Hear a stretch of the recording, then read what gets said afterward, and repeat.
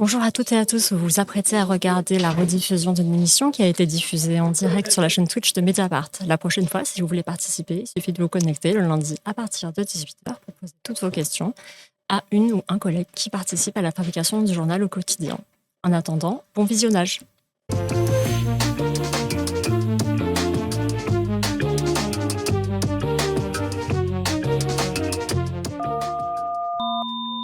Abonnez-vous. On va donc parler du BHV et de comment Mathias a documenté depuis à peu près 2 ans un naufrage presque annoncé avec son rachat pour 1 euro symbolique par un jeune entrepreneur lyonnais en 2023 et une série d'articles en cascade de Mathias sur à la fois des impayés, puis la collaboration un peu catastrophique avec Chine qui a fait couler beaucoup d'encre. Donc c'est parti pour 2 heures de direct. Vous pouvez poser vos questions bien sûr dans le chat et moi je les redispatcherai à Mathias. Mais pour commencer, les habitués, vous savez comment ça se passe. Mathias, est-ce que tu veux te présenter? Ah oui, oui, on se présente. Oui, Bien sûr. Oui, je suis déjà passé, c'est pour ça. Bonjour à toutes et tous. Merci Anna de m'avoir convié ce soir. Moi, en fait, je suis journaliste économique depuis 16 ans. Avant, j'ai été à la Tribune. J'étais pigiste. Je suis passé à une agence de presse qui s'appelait AEF. Je suis passé aussi chez Marianne. Et donc, je suis à Mediapart à peu près toute l'économie. Je suis la politique économique du gouvernement et pas mal d'actu d'entreprise. Je cible pas mal sur les patrons un peu sulfureux tels Frédéric Merlin. Voilà. Donc on fait un peu de tout. On est assez flexible sur les actus économiques qui demandent une forme de gymnastique intellectuelle. Et voilà. Puis avant, moi j'ai fait des études d'économie avant de commencer le journalisme économique. Je voulais faire journaliste, mais je suis passé par la fac d'éco. Donc j'ai un master d'éco avant de rentrer dans les médias, j'ai un master d'économie. Donc voilà. Il y a Magara dans le chat qui souligne patron sulfureux. Il faut trouver les bons mots par moment. Merci pour ta présentation. Je vous ai envoyé le lien vers le profil de Mathias dans le chat si vous avez envie de regarder tous ces derniers articles. Je sais qu'il est prolifique. Et pour rentrer dans le vif du sujet, sur le BHV, est-ce que tu peux nous présenter en quelques mots aussi le BHV pour les personnes qui seraient peut-être jamais venues à Paris et qui ne savent pas qu'est-ce que le BHV, combien de personnes y travaillent Oui. Alors, donc, il travaille, en tout cas récemment, il y avait encore 1000 personnes qui y travaillaient. Alors, le BHV, c'est très ancien. Hein. Je crois que ça a plus de 170 ans. Hein. Je me souviens plus exact de l'âge, mais je crois que c'est ça. Je crois que c'est 170, mais c'est peut-être plus. Faut faire le calcul. Mais, oui, je crois que c'est 1856. Voilà, ouais. C'est ça. C'est 170, je crois. C'est ça. Exactement. Oui, on est d'accord. Ouais. Donc, en fait, c'est un grand magasin dans le centre de Paris, comme vous disait un peu Anna au début, ça fait partie, c'est un peu comparable à d'autres grands magasins qu'on connaît dans le centre de Paris. Plus la Samaritaine aujourd'hui, mais disons historiquement. Voilà, exactement, peut y avoir. Mais le BHV avait quand même sa spécificité. Alors il y a déjà une spécificité géographique, c'est que c'est presque une extension commerciale de la mairie de l'hôtel de ville. Donc que le BHG soit encore là revêt un peu des enjeux politiques par moment. Je vous expliquerai ça tout à l'heure par rapport à ce qui s'est passé récemment, notamment avant l'élection municipale. Et surtout le BHG, en fait, il y avait une petite spécificité. C'était un peu le grand magasin avec notamment un rayon bricolage et en fait, pas que bricolage. Il y a évidemment les rayons literie, les parfums, la librairie, tout ça. Mais c'était un peu réputé historiquement à Paris comme étant l'endroit où il y avait les vendeurs un peu compétents, où on pouvait aller pour trouver le petit truc qu'on trouverait pas ailleurs assez facilement. Et on était très bien conseillés là-bas. Et du coup, ça avait ces petites légendes, le BHV, de ce point de vue-là, quoi. Et du coup, il y a beaucoup si vous interrogez, ou si des gens qui y vont souvent, ou même des générations, jeunes même, si vous interrogez des générations plus anciennes qui vivent à Paris depuis longtemps, le BHV, c'est quelque chose de très important pour eux. Et du coup, de ce point de vue-là, c'est un magasin tout à fait intéressant. Alors, le BHV, il faut savoir que ça a été repris à la fin des années 80, début 90 par les Galeries Lafayette. Donc, en fait, c'était une forme de Galerie Lafayette, si vous voulez. Mais effectivement, comme beaucoup de grands magasins, notamment des Galeries Lafayette, c'est un magasin qui a souffert de de la décroissance entre guillemets du commerce physique, enfin, décroissance ou en tout cas des problèmes économiques, excusez-moi, du commerce physique, qui avait beaucoup de coûts et moins de ventes avec le développement du e-commerce. Il y a eu le positionnement géographique aussi du BHV, parce que le BHV avait cette spécificité, c'est que c'est pas qu'un commerce, encore une fois, où on vient chercher nos fringues, etc., quoi. C'est beaucoup plus large, donc parfois faut ramener sa bagnole pour prendre un peu des livraisons, etc. Donc ils ont eu un coup aussi où ils ont perdu quelques ventes avec toute la piétonisation du centre de Paris, enfin la piétonisation, disons la moindre, ils ont viré un peu de bagnole, ils ont mis pas mal de pistes cyclables, ce qui était très bien, mais le sujet c'est que effectivement il y a peut-être des commerces, des usages dans les commerces qui changent un peu à ce moment-là. Donc ils ont eu tout un tas, et puis évidemment il y a le Covid derrière, quoi. Et le Covid, ça a fait perdre beaucoup, ça a été un coup dur pour les magasins physiques en fait, hein. Et ils ont à la fois dû encaisser sur le moment, même s'il y a eu des aides de l'État, et ensuite c'était compliqué de retrouver la clientèle. Donc voilà, pour toutes ces raisons-là, il y a eu le BHV était en difficulté économique. Ils n'ont pas forcément réussi, ce que je vous disais au début, ce côté le magasin proche des Parisiens, etc. Les Parisiennes, il fait pas un modèle économique, quoi. Ils n'ont pas réussi à aller plus loin que ça. Et du coup, si vous voulez, ça perdait de l'argent depuis plusieurs années. Mais c'est pas pour ça que ça a été vendu, en fait. Puisque les Galeries Lafayette, c'est quand même un gros groupe. Ils ont énormément de magasins en France. Ils en avaient. Et en fait, c'est les Galeries Lafayette qui étaient en difficulté, en fait, économique. Je sais pas, je peux aborder ça, Oui, si ça sûr. te va. Je vais peut-être pas trop vite, tu me dis. Est-ce que tu veux peut-être expliquer aussi le fonctionnement du BHV, se dire Oui, le système peut-être comme tu veux. Je fais d'abord pourquoi ils le vendent, Oui. parce que je sais plutôt, en fait, pour le système BHV, il est intéressant pour voir la manipulation de Frédéric Merlin. Oui, ensuite, complètement. Si ça te... Mais ouais, en fait, en gros, n'hésite pas à m'interrompre, Anna, hein, si tu veux. Donc, en fait, ce qui est important à comprendre, c'est vraiment un mouvement économique, ce qui s'est passé. C'est que les Galeries Lafayette, ils étaient trop endettés. Ils avaient une dette énorme de 2 milliards d'euros. Et pour une raison un peu, alors c'est pas toujours facile à comprendre. Ils avaient déjà souffert du Covid. Ils avaient des magasins qui marchaient pas très bien, donc ils n'arrivaient pas à rembourser leurs échéances de dette. Et ils ont été obligés, en fait, ils ont redressé la Redoute. Et il y avait un deal à la fin des années 2010, quoi, au milieu des années 2010, et ils avaient un deal, c'est qu'ils devaient reprendre en 2021 ou 2022 49% de la Redoute, puisqu'ils avaient repris 51% au début. Donc ça leur a coûté de l'argent d'avoir redressé la Redoute entre guillemets, parce qu'ils ont dû reprendre 100% des parts. C'est ce qui s'est passé en 2021, et du coup ça a fait encore plus augmenter leur dette, ou en tout cas ça a rendu encore plus difficile le remboursement de leur dette. Donc à ce moment-là, en fait, ils ont eu un gros problème, c'est qu'il fallait qu'ils cèdent des actifs. Et donc dans les actifs qu'ils avaient qui coûtaient cher, il y en avait deux types. Ils sont actionnaires de Carrefour notamment, donc ils ont cédé une partie de leurs actions Carrefour. Et il fallait qu'ils cèdent vite, puisqu'il fallait qu'ils remboursent leur dette de manière assez vite. Et l'autre actif qui valait beaucoup qu'ils avaient, c'était les murs du BHV, en fait. Ils sont plein centre de Paris. Je sais plus combien, j'ai oublié, c'est de 36 000 mètres carrés, quelque chose comme ça. Donc c'est énorme. Ça vaut.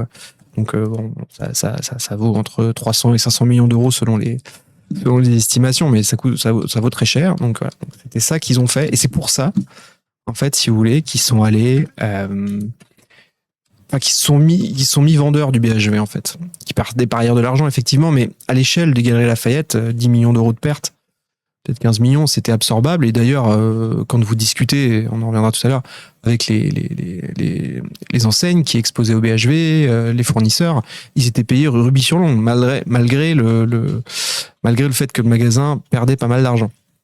Donc voilà, donc c'est pas du tout, parce que c'est un gros groupe quand même. Donc c'est vraiment pour des raisons financières. On parle de très grosses entreprises, hein, quand on parle des Galeries Lafayette.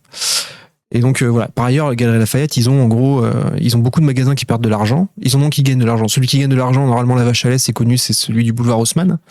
Il y en a un qui perd pas mal d'argent, c'est celui qui est sur les Champs-Élysées. Et par ailleurs, ils avaient tout un tas de magasins en province ou dans les territoires, dans toutes les villes de France. Voilà, disons, dans toutes les villes de France, dans tous les centres-villes, villes moyennes ou pas forcément villes si moyennes que ça, quoi. Villes quand même assez grandes. Marseille. Voilà. Et en fait, ils en ont cédé toute une partie, notamment dans le sud-ouest. Et en fait, ils en ont gardé un tiers, et ils ont cédé ils en ont cédé les 2/3 à un autre homme d'affaires. Ça, c'était avant qu'il cède le BHV, qui s'appelle Michel Ohaillon, qui est très sulfureux lui aussi, sur lequel j'ai pas mal enquêté. C'est lui qui a coulé Camaïeu notamment. Enfin, qui a fini de couler Camaïeu. C'est pas que de sa faute, mais ouais. Et donc lui, il est un peu sous enquête. Je crois qu'il est sous enquête de la juridiction de lutte contre le crime organisé, je crois. Donc voilà. Donc ils font pas des super choix quand ils cèdent à leur, sur la personnalité des gens à qui ils cèdent. Sont pas, c'est pas merveilleux les Galeries Lafayette. Donc ils ont cédé une partie de leur galerie à Ohaillon. Ils avaient déjà cédé une partie de leur galerie 1 an avant de reprendre le BHV à ce Frédéric Merlin. Et je vais peut-être répondre à une de vos questions. Oui, je crois qu'il y avait une question quand tu parlais tout à l'heure ils ont fait le choix donc de redresser la Redoute. Nordhomme Le Groc demande redresser, ça veut dire les réarroser petit à petit d'argent. Ah ouais, non, désolé, oui, je suis allé trop vite. Alors en fait, non, c'était que la Redoute était en difficulté financière. Alors j'ai plus la date exacte, mais disons le milieu des années 2010. Là, je me trompe pas, je suis à quelques nuances près, je me trompe pas. Et en fait, ils les ont redressés. Et en fait, ils ont repris 51% du capital. Et il y avait un deal quand ils ont repris au cédant, c'est que en gros, si les choses vont bien, ils reprendront 100% en fait. Enfin, vont bien ou pas quoi. Et donc en fait, ils ont bien redressé la boîte. Donc la boîte en fait a augmenté sa valeur. Et du coup, ils ont été obligés de payer assez cher les 49% restants, alors que les 51% au début, vu que la boîte était en difficulté, ils les avaient pas payés cher du tout. Et du coup, en fait, c'était pas prévu. Et les 49, vu qu'ils ont réussi à redresser la Redoute, qui était en difficulté au milieu des années 2010, si vous vous souvenez, en fait, quand on était plus jeune, c'était quelque chose qui marchait vachement bien. Et après, il y a eu un trou. Et donc voilà. Mais oui, exactement. Donc voilà. Donc c'est pour ça qu'ils ont eu un petit souci. Alors ça, c'est des opérations financières. Il y en a des tonnes comme ça. C'est toujours compliqué un peu à expliquer et tout, mais il y a toujours des effets. En gros, ils ont repris la Redoute pour rien, pour pas cher du tout. Ils ont réussi à le redresser et ils ont dû racheter l'autre partie un peu plus cher parce que ça valait plus cher quand ils ont. Tu disais que du coup le BHV perdait 15 millions par an et néanmoins les Galeries Lafayette arrivaient toujours à payer chaque fournisseur. Comment ils faisaient aux Galeries Lafayette pour assumer cette charge? Après ça peut se faire par la dette, ça peut aussi être parce que la boîte a des fonds personnels pour renflouer, hein, mais de toute façon c'est ce qui se passe dans beaucoup de magasins à Galeries Lafayette, ils sont en difficulté. C'est aussi pour ça que les dettes augmentent, etc. Mais non, en fait, ça peut pas durer tout le temps, si vous voulez. Mais faut regarder, le BHV, je vous le fais de tête, ça fait 270 millions d'euros de chiffre d'affaires. Donc, il y a quand même des 10 millions d'euros de pertes. C'est sur 280 millions d'euros de chiffre d'affaires, ça peut être entre guillemets envisageable vis-à-vis des banquiers pour avoir des avances de trésorerie, pour faire des plans de relance, etc. Et c'est vrai que c'est pas tenable indéfiniment, ça c'est clair. Mais en tout cas, c'est une politique aussi des Galeries Lafayette de dire on est en difficulté financière, mais on paye nos prestataires. Rubis sur l'ongle, en tout cas ceux qui sont les plus importants, c'est-à-dire ceux qui exposent dans les allées du BHV. C'est peut-être pour ça que là je vais faire la transition par rapport à ce que Anna tu me disais tout à l'heure. C'est en fait le modèle un peu spécifique de ces grands magasins. C'est qu'en fait, bon, vous avez des salariés du BHV qui sont aux caisses notamment, qui font un peu. Il y en a aussi qui sont à la vente, mais très peu en fait, au final. Ils sont plus dans, je sais pas comment on dit, dans la logistique, dans l'encadrement, dans l'intendance du bâtiment et aussi effectivement vous avez des responsables d'étage, etc. Vous avez des gens à la caisse. Mais en fait, la plupart des gens qui sont sur place, en fait, ils sont ramenés par les enseignes, qui peuvent être des très grosses enseignes, notamment effectivement les enseignes de parfums, etc., qui sont des filiales d'LVMH, il y a Chanel, tout ça. Mais vous avez aussi des exposants, que ce soit au 4e ou au 6e étage. Au 4e étage, historiquement, vous aviez les petites boutiques d'art de table, d'art de décoration, etc. Donc ça pouvait être des toutes petites boutiques qui pouvaient avoir une boutique à Paris et une boutique au BHV et point barre. À la base, la règle, c'était pas d'être dépendant à 100%, enfin les exposants n'avaient pas le droit d'être dépendants à 100% du BHV. Il fallait qu'ils aient une autre source de chiffre d'affaires par ailleurs. Et vous aviez la literie, pareil. La literie, il y a des petites boîtes de literie au 6e étage, voilà. Donc, puis c'est certainement pareil dans le rayon bricolage, même si en général il y a beaucoup de grosses enseignes. Mais voilà, en fait, il y avait un peu de tout. Et si vous voulez, les gens, ils ramenaient en fait leurs vendeurs sur place. Donc voilà. Donc vous arrivez, vous exposez au BHV, vous ramenez vos vendeurs. Donc vous avez vos fournisseurs, vous avez déjà vos produits que vous vendez.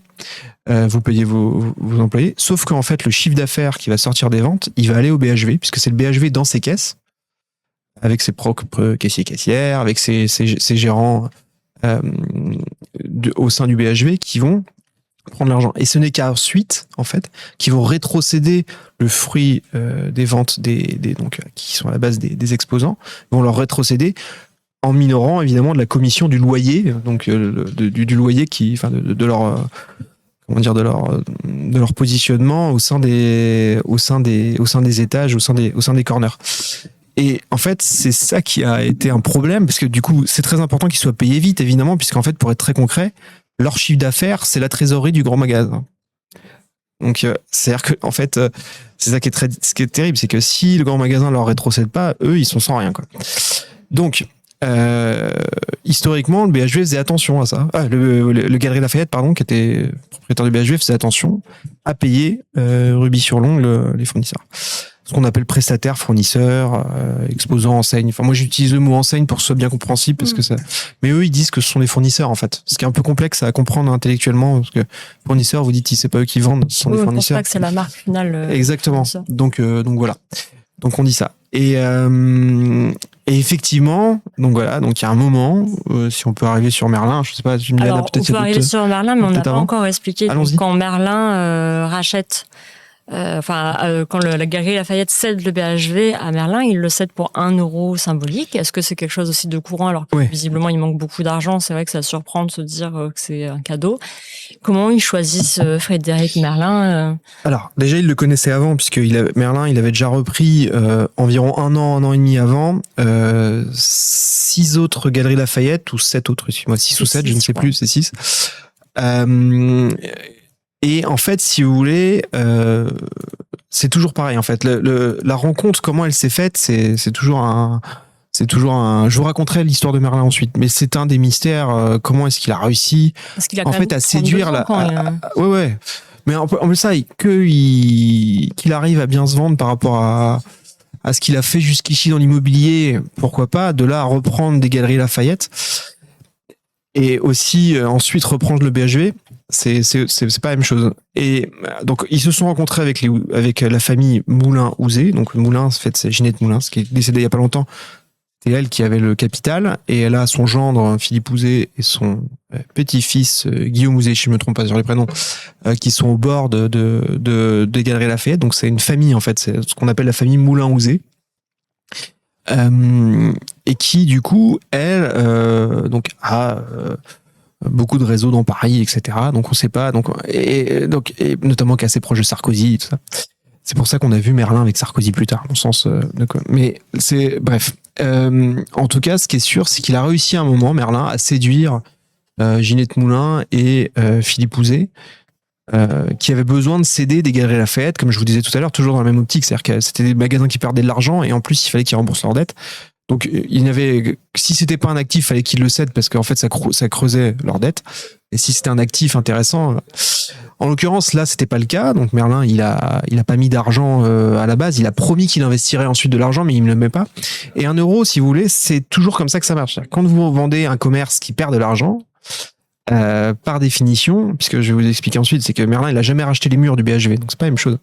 Le 1 euro symbolique, c'est le fonds de commerce, et quand un fonds de commerce perd de l'argent de manière un peu structurelle, évidemment ça vaut pas d'argent, tout simplement. Par contre, quand il rachète les murs, là c'est pas la même chose, là il est obligé d'aligner de l'argent, puisque évidemment l'immobilier ça a une valeur. En tout cas, c'est pas la même chose qu'un fonds de commerce. Évidemment l'immobilier ça a moins de valeur.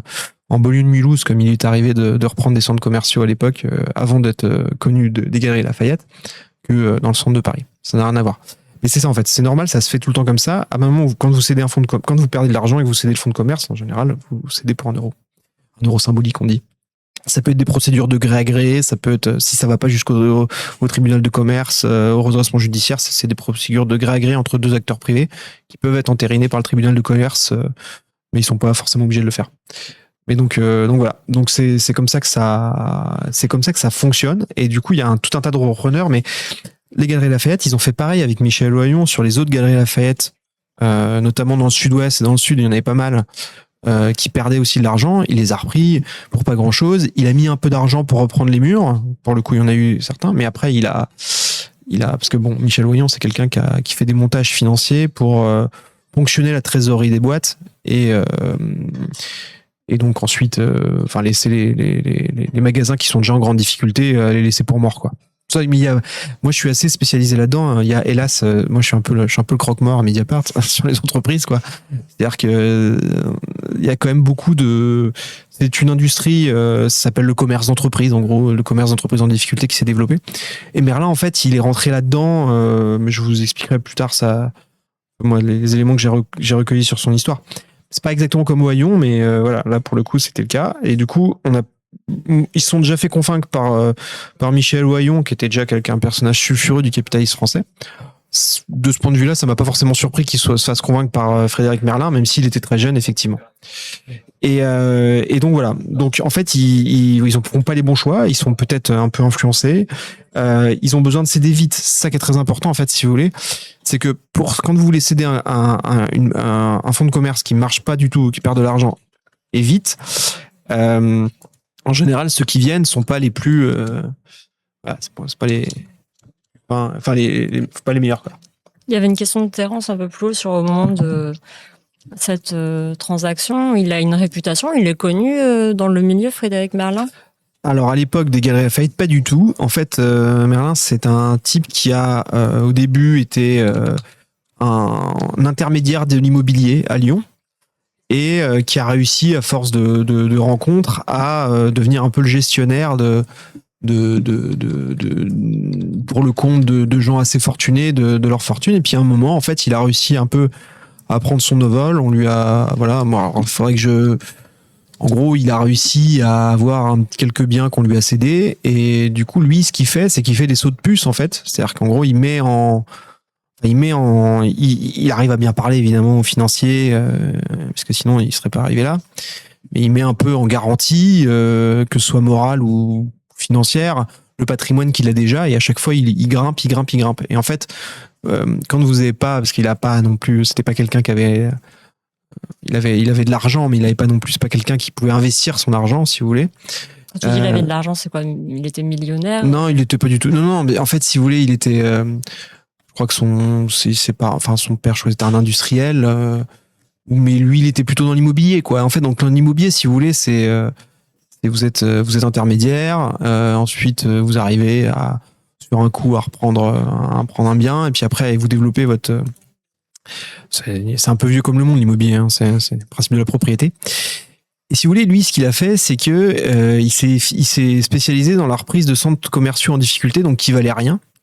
Et après, tout de suite, il les valorisait très fort dans ses comptes.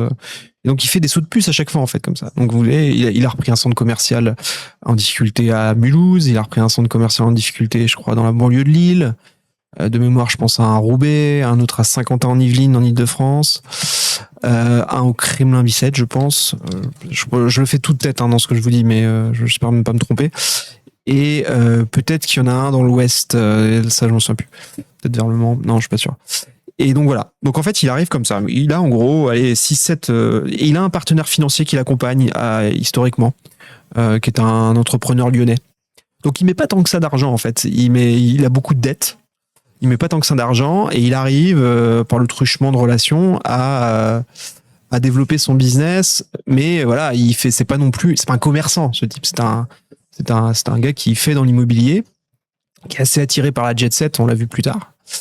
Et donc, il va réussir à un moment, au début des années 2020, à avoir, comme beaucoup de gens en fait, étaient un peu tous ces entrepreneurs un peu, un peu sulfureux. Ils ont quand même fait pas mal de repérage pendant le Covid parce qu'il y avait des boîtes qui étaient à vendre. Il y avait,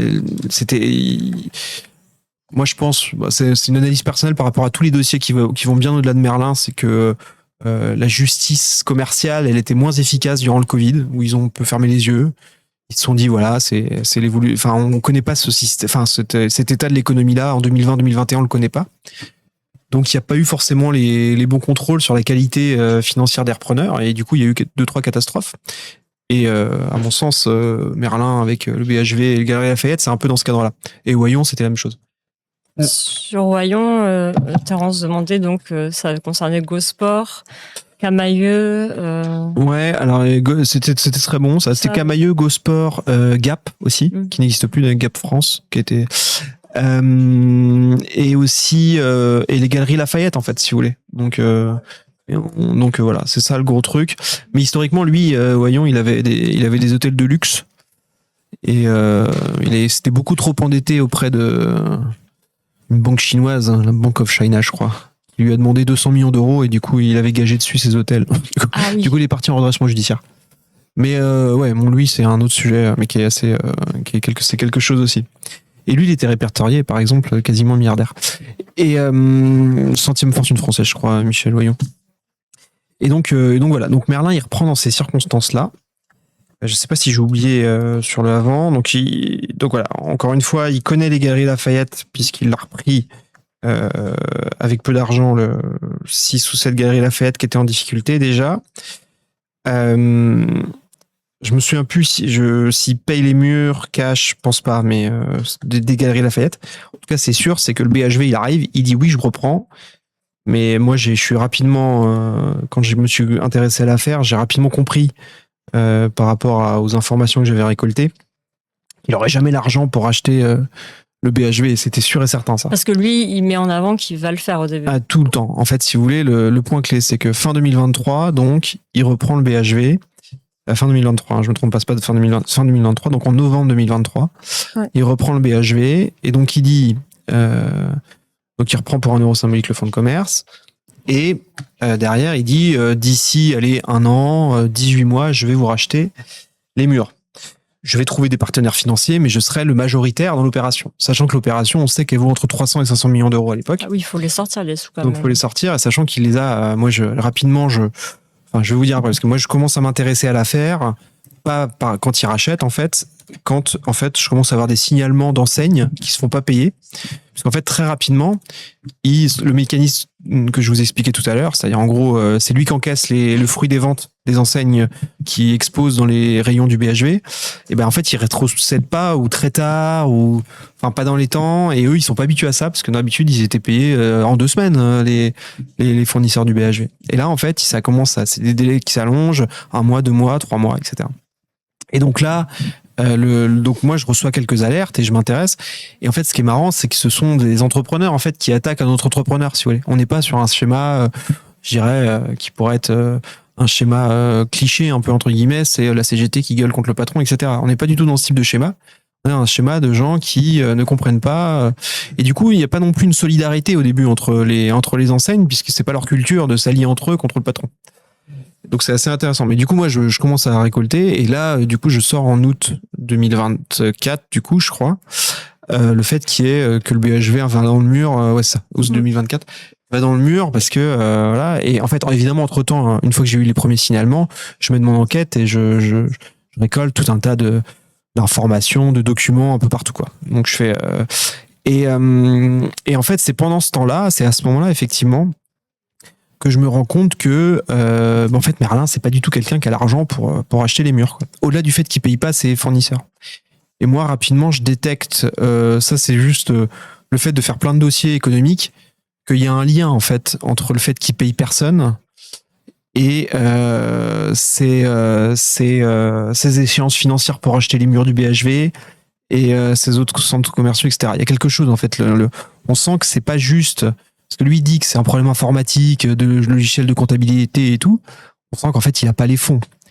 Et du coup, et qu'en plus, on voit bien que si lui garde pour lui l'argent et qu'il rembourse, enfin, et qu'il rétrocède pas leur dû aux enseignes et aux fournisseurs du BHV, c'est que cet argent-là, bah, il faut bien qu'il l'utilise pour rembourser quelque chose d'autre, en fait. C'est parce que il est déjà un peu exsangue. Et en fouillant un peu, je me rends compte qu'il y a des problèmes d'impayés aussi dans ces galeries Lafayette. Et je vais me rendre compte plus tard encore qu'il y a des problèmes d'impayés, en fait, dans beaucoup d'entreprises qu'il a en partenariat historiquement, en fait. Et qu'en fait, le moment où il a commencé à ne plus trop payer les gens, c'est quand, justement, il a eu les yeux plus gros que le ventre. Et il s'est mis à reprendre des galeries Lafayette, puis le BHV. Là, il a commencé nombre de ses fournisseurs, il a commencé à plus les payer, même dans ses opérations, dans les centres commerciaux dont je vous parlais, les autres centres commerciaux qui étaient des centres commerciaux un peu en déshérence, qu'il a repris pour une bouchée de pain, qu'il a essayé de retaper pour relancer. Et là, effectivement, il bosse avec des gens du BTP, etc. Pas que du BTP, hein, globalement la chaîne. Et là, effectivement, il a commencé à enfin voilà, à moins payer les gens à partir de cette période-là, quoi. Donc c'est vraiment quelqu'un qui a eu les yeux plus gros que le ventre, qui n'avait pas les fonds pour assumer ce qu'il avait réussi, ce qu'il avait promis, en gros, quoi. Et effectivement, ça, on en revient à votre question de tout à l'heure. C'est pourquoi est-ce que les Galeries Lafayette lui donnent, sachant que ce sont des gens qui sont très connus dans le capitalisme français, Yves Moulin et comment dire, Ouzé sont des gens très connus qui ont pignon sur rue et qui sont très sollicités par que ce soit le monde politique ou le monde du business. J'en sais que c'est des gens très connus.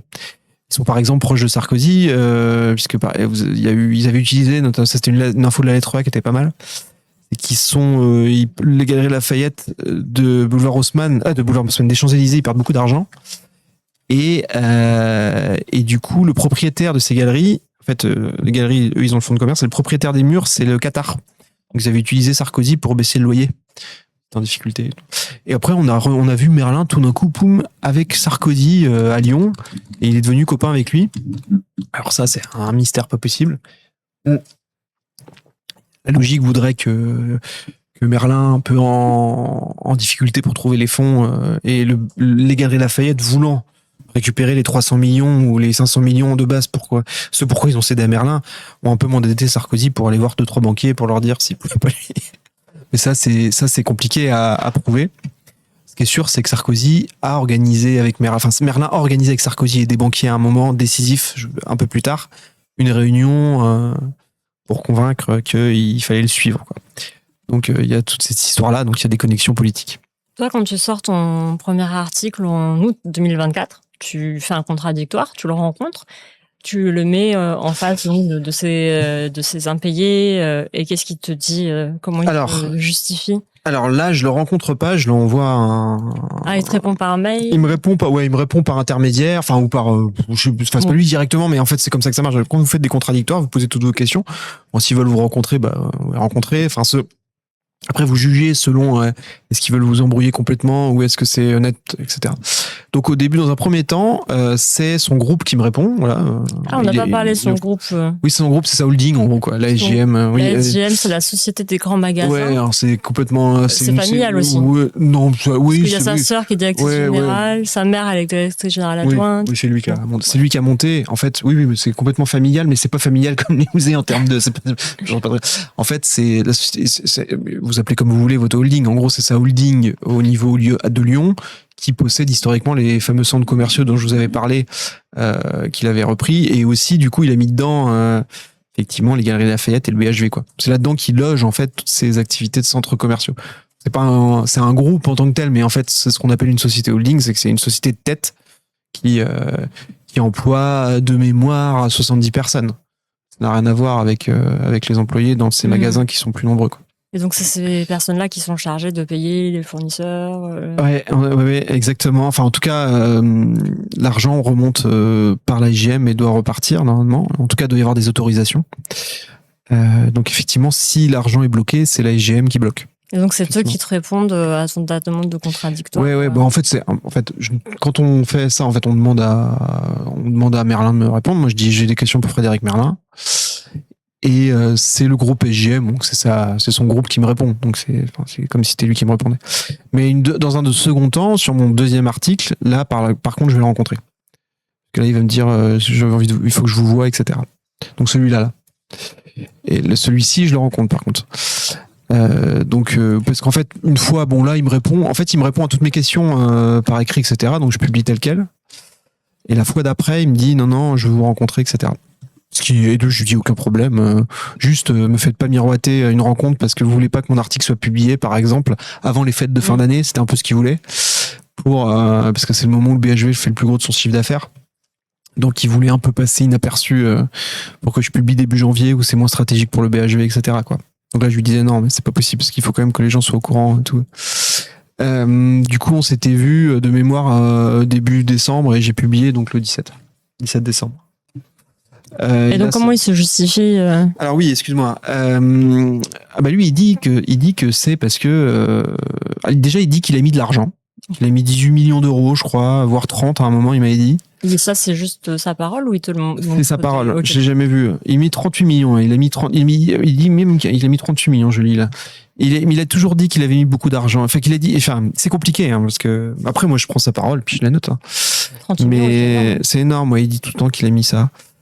Sachant qu'en parallèle, les Galeries Lafayette, au début, lui ont accordé une ristourne de loyer. Puisqu'en fait, vu qu'il n'avait pas encore acheté les murs, c'est encore les Galeries Lafayette. Ah oui. Et du coup, il avait environ 15 millions d'euros de loyer, notamment la première année, je crois.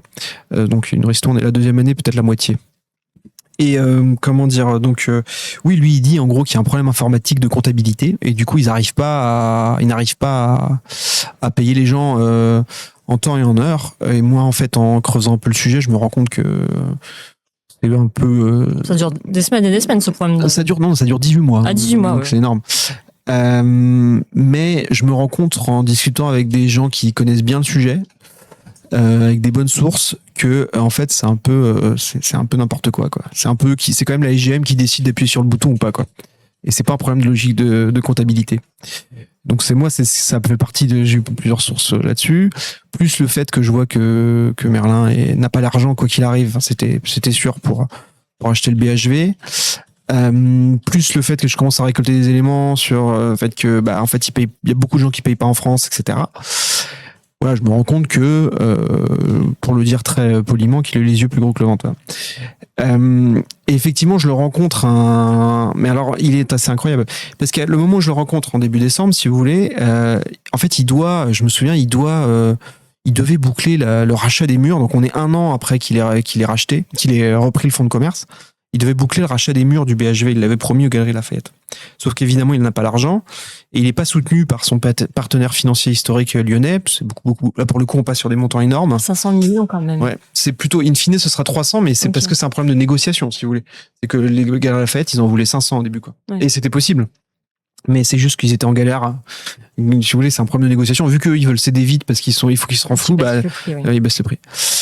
Et donc Merlin arrive et à leur stupeur, alors du coup le truc marchait pas, quoi. Et il trouve pas ses partenaires financiers. Moi j'ai des sources dans la finance qui me disent que c'est impossible, etc. Que personne ne comprend pourquoi les Galeries Lafayette sont rentrés dans cet engrenage avec Merlin, sachant qu'en plus c'était pas sûr qu'il paye les fournisseurs, etc. Et surtout que c'était sûr qu'il avait pas l'argent pour payer seul en tout cas. Et même avec un tour de table. C'est-à-dire en gros en étant majoritaire avec des co-partenaires financiers. Qu'il aurait l'argent pour reprendre les murs du BHV. Et en fait, il se passe un truc, c'est que il me dit la Caisse des dépôts et consignations va venir m'aider. Et alors la Caisse des dépôts et consignations, c'est une banque publique, quoi. Donc je vous ai raconté un peu le profil, c'est-à-dire que c'est quand même incroyable de le sortir, mais bon, pourquoi pas, hein, de le sortir de la mouise entre guillemets, et que ce soit la banque publique qui arrive et qui fasse qu'il s'en sort bien, quoi. Ça arrive que la Caisse des dépôts et consignations vole comme ça à la Alors c'est hyper rare parce que si vous voulez, c'est pas dans leur doctrine d'investissement. Et d'ailleurs, moi je le vois, on a une interaction un peu lunaire. On est allé prendre un café dans dans le restaurant du BHV que j'ai payé mon café. Hein, je tiens à le dire. Ah, j'ai fait ouvrir la caisse pour payer mon café jusqu'au bout. J'étais en mode tout. Et en fait, on a eu 1 heure et demie de discussion avec un gars de la com parce qu'ils viennent toujours avec un attaché de communication, etc. Et à un moment, parce que Merlin, je sais pas, à un moment, moi j'ai suivi en fait dans une vie professionnelle passée quand j'étais à la Tribune, je suivais la Caisse des dépôts, donc je connais un peu leur doctrine d'investissement, je sais sur quoi ils investissent, sur quoi ils n'investissent pas. Et je comprenais pas le principe du BHV. Et vraiment, à un moment, il a commencé à partir. Il y a une envolée lyrique en m'expliquant quelle était la doctrine d'investissement de la Caisse des dépôts. Il savait pas que non, je lui ai dit, vous savez que j'ai un peu suivi ces sujets-là, quoi. Et du coup, le gars de la com lui disait non, vas-y, parle pas. Il n'arrivait pas à s'en empêcher. Et du coup, si vous voulez, voilà. Mais en fait, finalement, ce qui est vrai, en fait, là, on l'a appris par la suite, c'est qu'en fait, il y a eu un jeu, la mairie de Paris. Ça, pour le coup, la Caisse des dépôts, c'est le jeu politique. C'est parce que la mairie de Paris ne voulait pas trop voir le BHV faire faillite, parce qu'il commençait à être exempt financièrement, et Merlin ne payait aucun de ses fournisseurs. Là, je vous l'ai pas dit, on l'a pas encore dit, mais les fournisseurs partaient des rayons, donc ils perdaient du chiffre d'affaires. Et donc, vous vous rendez compte, c'est-à-dire que la boîte perdait déjà de l'argent historiquement, Merlin ne redresse pas le chiffre d'affaires, il perd du chiffre d'affaires, donc il n'y a aucune raison que la boîte ne parte pas en redressement judiciaire, sachant que maintenant, il y a plus, en tout cas, il y avait encore un peu les Galeries Lafayette, mais il n'avait plus envie de mettre un rond dedans. Donc, on était quand même parti sur quelque chose d'assez dangereux.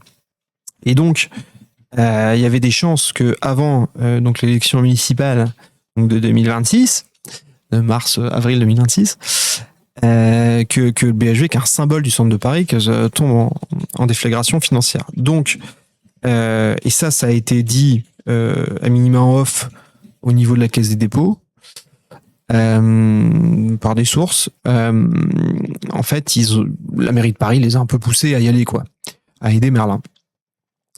Voilà, et sachant que Merlin, faut savoir qu'il a pas fait grand chose dans sa carrière au BHV en tant qu'opération commerciale, mais il en a fait une qui était le réveillon de l'année, l'inauguration des guirlandes de Noël du BHV, je crois en 2024 du coup, avec Marc Lavoine, Adriana Carambeu, la situation et Anne Hidalgo. Donc il y avait Anne Hidalgo s'est affichée quelques fois avec Merlin, ce qui est normal parce que puisqu'encore une fois c'est quasiment la dépendance commerciale de l'hôtel de ville, le BHV, c'est juste en face, quoi. Et donc, voilà, donc je ne sais plus. Je te coupe une seconde parce que Florence qui te demande comment ça s'est passé l'entretien. Si tu peux nous raconter vraiment les coulisses, à part que tu as payé donc ton café. Ouais. C'est déjà une forme de coulisses. Oui. Non, alors, bon, c'était un peu spécial cet entretien parce que je lui ai posé mes questions avant et je lui ai dit que j'enregistrais et que c'était une forme de contradictoire. Parce que j'aurais pu faire j'en fais des fois avec d'autres personnes qui sont un peu mises en cause dans mes articles sur d'autres sujets. Je fais des rendez-vous informels. Où je note un peu, et puis voilà, c'est juste pour qu'on discute. Là, c'était vraiment que là, il fallait qu'il réponde à toutes mes questions, donc j'enregistrais, etc. Donc c'était un peu plus tendu qu'à l'accoutumée. Donc il y avait, voilà, il répondait à mes questions. Ça a duré 1 heure et quart. Bon, c'est un personnage qui essaye. Moi, on m'avait beaucoup dit, vous allez voir, il est très séducteur, etc. Sur les gens qui l'avaient rencontré. Bon, ça reste un patron qui a fait 3 cours de marketing. Hein, c'est pas non plus stratosphérique. Voilà, il essaye de faire copain, bah vous lui dites non et puis vous lui reposez votre question ou dès qu'il fait un petit écart vous le relancez sur son. Bah, vous êtes un peu, c'est vrai que c'est un peu, ça fait un peu, je sais pas comment dire, hein. Ouais, ça fait rabat-joie quoi. Mais enfin voilà, moi je suis pas là pour faire copain avec lui, surtout que je suis dans un contradictoire, sachant que j'ai déjà écrit toutes mes questions, mon enquête elle est déjà faite. Enfin j'ai vraiment besoin qu'il me réponde, donc je suis pas là pour faire 3-4 blagues. Donc il était un petit peu tendu ce rendez-vous, mais très cordial. À la fin, il m'a essayé de me parler de... Je lui ai parlé de Sarkozy, je crois, parce qu'il l'avait déjà rencontré. Il m'a dit Sarkozy, c'est de grand homme. Et puis je lui avais demandé quelle était la nature de ses liens financiers avec lui tout de suite. Donc il était un peu emmerdé. Mais finalement, en fait, il m'a pas trop répondu, évidemment. Mais voilà, c'était un peu ça la nature de l'entretien. C'était, il essayait de me flatter, des trucs assez ridicules. Basique, ouais, genre, mais quand vous allez à Bercy, ils doivent avoir peur au ministère de l'économie, etc. Vraiment des trucs qui ne... Puis à un moment, il a fait une envolée lyrique sur la politique économique. Alors c'était, voilà. Donc je lui dis, non, je repose une question sur le BHV. C'était pas forcément fabuleux. Donc voilà, c'était un peu ça. C'était un peu singulier. C'était un peu sportif, effectivement, parce qu'il fallait, en fait, si vous avez quand même 1 heure et quart, 1 heure et demie face à quelqu'un que vous mettez en cause, hein, dans vos articles, il faut le dire. Il y a beaucoup de gens qui ont peur d'être licenciés et tout, donc vous avez aussi ça. Vous avez des gens qui sont pas payés, des boîtes qui sont allées. Il y a des enseignes qui sont allées au redressement judiciaire, donc à la faillite. Donc ça a quand même des implications économiques et sociales importantes. Donc moi, je prends la chose très très au sérieux et voilà. Il faut tenir sa barque, quoi. Quand vous êtes face à des personnages de ce type. Mais oui, voilà. Donc voilà. Donc ça, c'est la première fois que tu vas le voir. Dans le chat, il y a des suggestions pour que tu écrives sa bio non officielle. Mais après, je l'ai eu plusieurs fois au téléphone. Il n'a jamais voulu me filer son portable. Il veut toujours passer par un numéro intermédiaire ou privé ou je sais pas.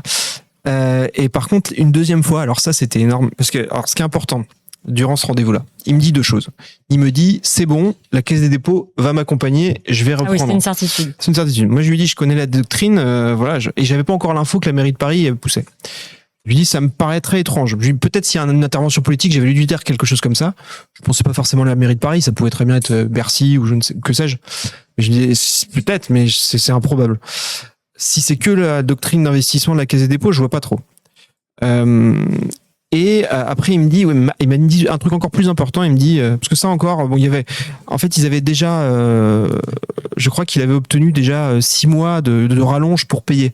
Donc il avait un peu encore le temps de se retourner. Donc c'était fin juin la deadline entre guillemets pour qu'il rachète les murs. Mais il y avait un autre truc, c'était l'autre sujet qui était très urgent, c'était ils payent plus aucune enseigne, quoi. Et il y a des enseignes qui se barrent ou alors qui font faillite pour les moins solides financièrement. Effectivement, parce que quand on parle pas des Guerlain, Chanel, tout ça, quoi. Et du coup, là, il me dit, je vous jure, il y aura plus aucun impayé au-dessus de 45 jours. Les yeux dans les yeux. Les yeux dans les yeux. C'est un truc de fou. Le gars, il me dit, mais je vous le jure. Ok, d'accord. Je dis, ok, je veux bien vous croire. Le type, vraiment, il me cuisine à fond là-dessus pour vraiment me montrer que c'est sûr que maintenant c'est fini, qu'il a réglé ses problèmes de comptabilité, de logiciel, de machin, de trucs. Et je dis, ok. Et donc, on laisse passer. Alors, faut savoir que le BHV fait, je sais plus combien de pourcentage de son chiffre d'affaires en novembre-décembre, mais c'est énorme. C'est genre 80%, un truc comme ça. J'ai oublié combien c'est, mais c'est à peu près ça. C'est peut-être un peu moins, mais en tout cas, c'est énorme. Donc, en fait, là, si vous voulez, lui, il est renfloué à ce moment-là, puisque effectivement, comme je vous disais tout à l'heure, c'est lui qui encaisse. Donc, il a une super trésor, quoi. Donc, il peut un peu, avec ce qu'il reprend, en fait, en novembre-décembre, il va payer les factures de septembre-octobre. Parce que ça, c'était décisif un peu. Donc, il y a eu ce truc-là. Il y a eu ce moment où il paye les factures d'octobre. Je me souviens, il paye les factures d'octobre peut-être en novembre ou voilà, parce que sinon, les enseignes disent fin 2024, on se barre, parce que vous nous payez plus. Et on n'exposera pas, et le BHV va faire faillite si on fait pas les paies. Donc, il les paye juste avant. Donc là, je pense que ça a dû lui coûter un peu de les payer. Et ensuite, du coup, là, peut-être il a fait des avances de trésor au sein de sa holding, etc. Il a fait peut-être une dette. Tu dis que c'est aussi plus de 20 millions d'euros d'emprunts. Ouais, voilà, il fait des emprunts, je me souviens. Au taux de 10%. Ah oui, ça c'était. Oui, ça date un peu les. Non, mais c'était ça, c'était à ce moment-là. Mais de toute façon, alors, de toute façon, les dettes pour ces gens-là, si vous voulez, ça coûte, c'est pas 2%, c'est pas du livret A. Hein, ah, si vous voulez. Oui. Et puis ils savent qu'il y a un risque qu'ils remboursent pas.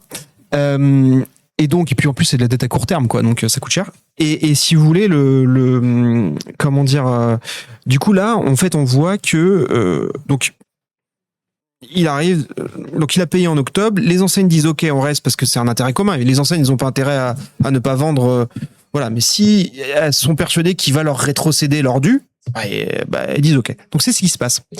Et moi, en mars, donc moi j'attends, je me dis, le type, bon voilà, j'ai dit quand même que c'était un peu limite, j'y croyais pas à son truc de la Caisse des dépôts, etc. J'explique que c'est complexe, etc. Qu'il a pas l'argent, toujours. Et donc je dis, bon bah moi je vais pas insulter l'avenir, donc voilà. Et à partir de mars, qu'est-ce qui se passe? Je commence à avoir un nombre d'appels, mais alors jamais j'ai vu ça l'année précédente, d'enseignes, etc. Parce que j'avais plusieurs contacts déjà, et là j'en avais encore plus, s'il se passait le mot. Et donc je me rends compte que en fait il a rien payé en janvier-février, mars effectivement, parce que certainement qu'il a pris l'argent qui a été récolté en novembre-décembre justement pour un peu se remettre d'écart financièrement, puisqu'il avait certainement avancé de l'argent pour les payer en octobre pour qu'il puisse s'exposer à la fin de l'année. Et donc là j'arrive, tac, et donc je démarre le truc, voilà, je recommence à enquêter sur le dossier. Avril. Oui, je vous raconte un truc, c'est une anecdote assez folle. J'ai eu un appel intempestif, un truc fou. Un type qui était un avocat dont la sœur bossait avec Merlin. J'ai vu sur LinkedIn. Et il m'appelle, et le type il m'appelle et il me dit, ouais, je voudrais savoir, parce que moi je suis l'avocat d'un fournisseur du BHV. Je vais pas vous dire qui c'est, mais je voudrais savoir qui sont vos sources. Oh bah. Le type il arrive comme ça. Je dis, mais c'est étrange votre truc, quoi. Et il me dit, si, mais c'est la CGT, votre source et tout. Alors, moi, je lui dis, bah non, déjà, en plus, c'était pas le cas, donc bon, ça n'a aucun sens, mais en absolu, je l'aurais évidemment pas dit. Et le type me dit, il veut absolument savoir. Et il me met en haut-parleur, en plus. Donc, je me dis, il y a quelqu'un derrière qui écoute. Et donc, le type, voilà, et ça a duré 3 minutes, quoi. Et je lui ai dit, mais attendez, mais vous avez un client, vraiment, qui pourrait me parler de ses impayés. Je veux bien lui parler, etc. Et voilà, quoi. Et finalement, je saurais jamais quel est le fin mot de l'histoire de ce coup de fil complètement lunaire d'un type qui était peut-être un pote de Merlin pour me soutirer des informations, etc. Enfin, un truc lunaire. Et ça, je me souviens, c'est vers mars-avril. Parce qu'il est inquiet, il a envie de savoir si on va écrire un article sur lui. Et donc mars-avril, on est en 2025, on est d'accord. Ouais. Et donc, je me souviens de ce truc complètement lunaire. Du coup, je savais pas quoi penser de cet appel. Et en fait, ça, évidemment, on ne s'est jamais rappelé. Le type m'a jamais recontacté. Je lui dis, recontactez-moi si vous avez besoin, etc. Mais je suis prêt à prendre le témoignage de votre client si vous en avez un, même si j'avais bien compris en 3-4 minutes de discussion qu'il n'avait pas de client, que c'était juste pour me soutirer les infos. Pour son pote, voilà. Et donc, voilà. Donc, ou alors pour sa connaissance, excusez-moi. Et donc, un mois plus tard, donc là, donc je récolte des éléments, machin, je continue, et là, je me rends compte, je leur dis, mais là, il y a énormément d'impayés. Et j'ai des sources comme quoi, ils me disent, ah, c'est dans dizaines de millions d'euros, quoi. 30 millions, quand même. Voilà. Et là, du coup, alors ça, c'est lunaire. Alors ça, c'était assez incroyable. Donc Merlin, vous allez voir, parce qu'on va parler une personne qui s'appelle, son nom de famille, c'est Cotentin. Cotentin, c'est Karl. Je me souviens plus il faut tape Karl comme Karl Lask.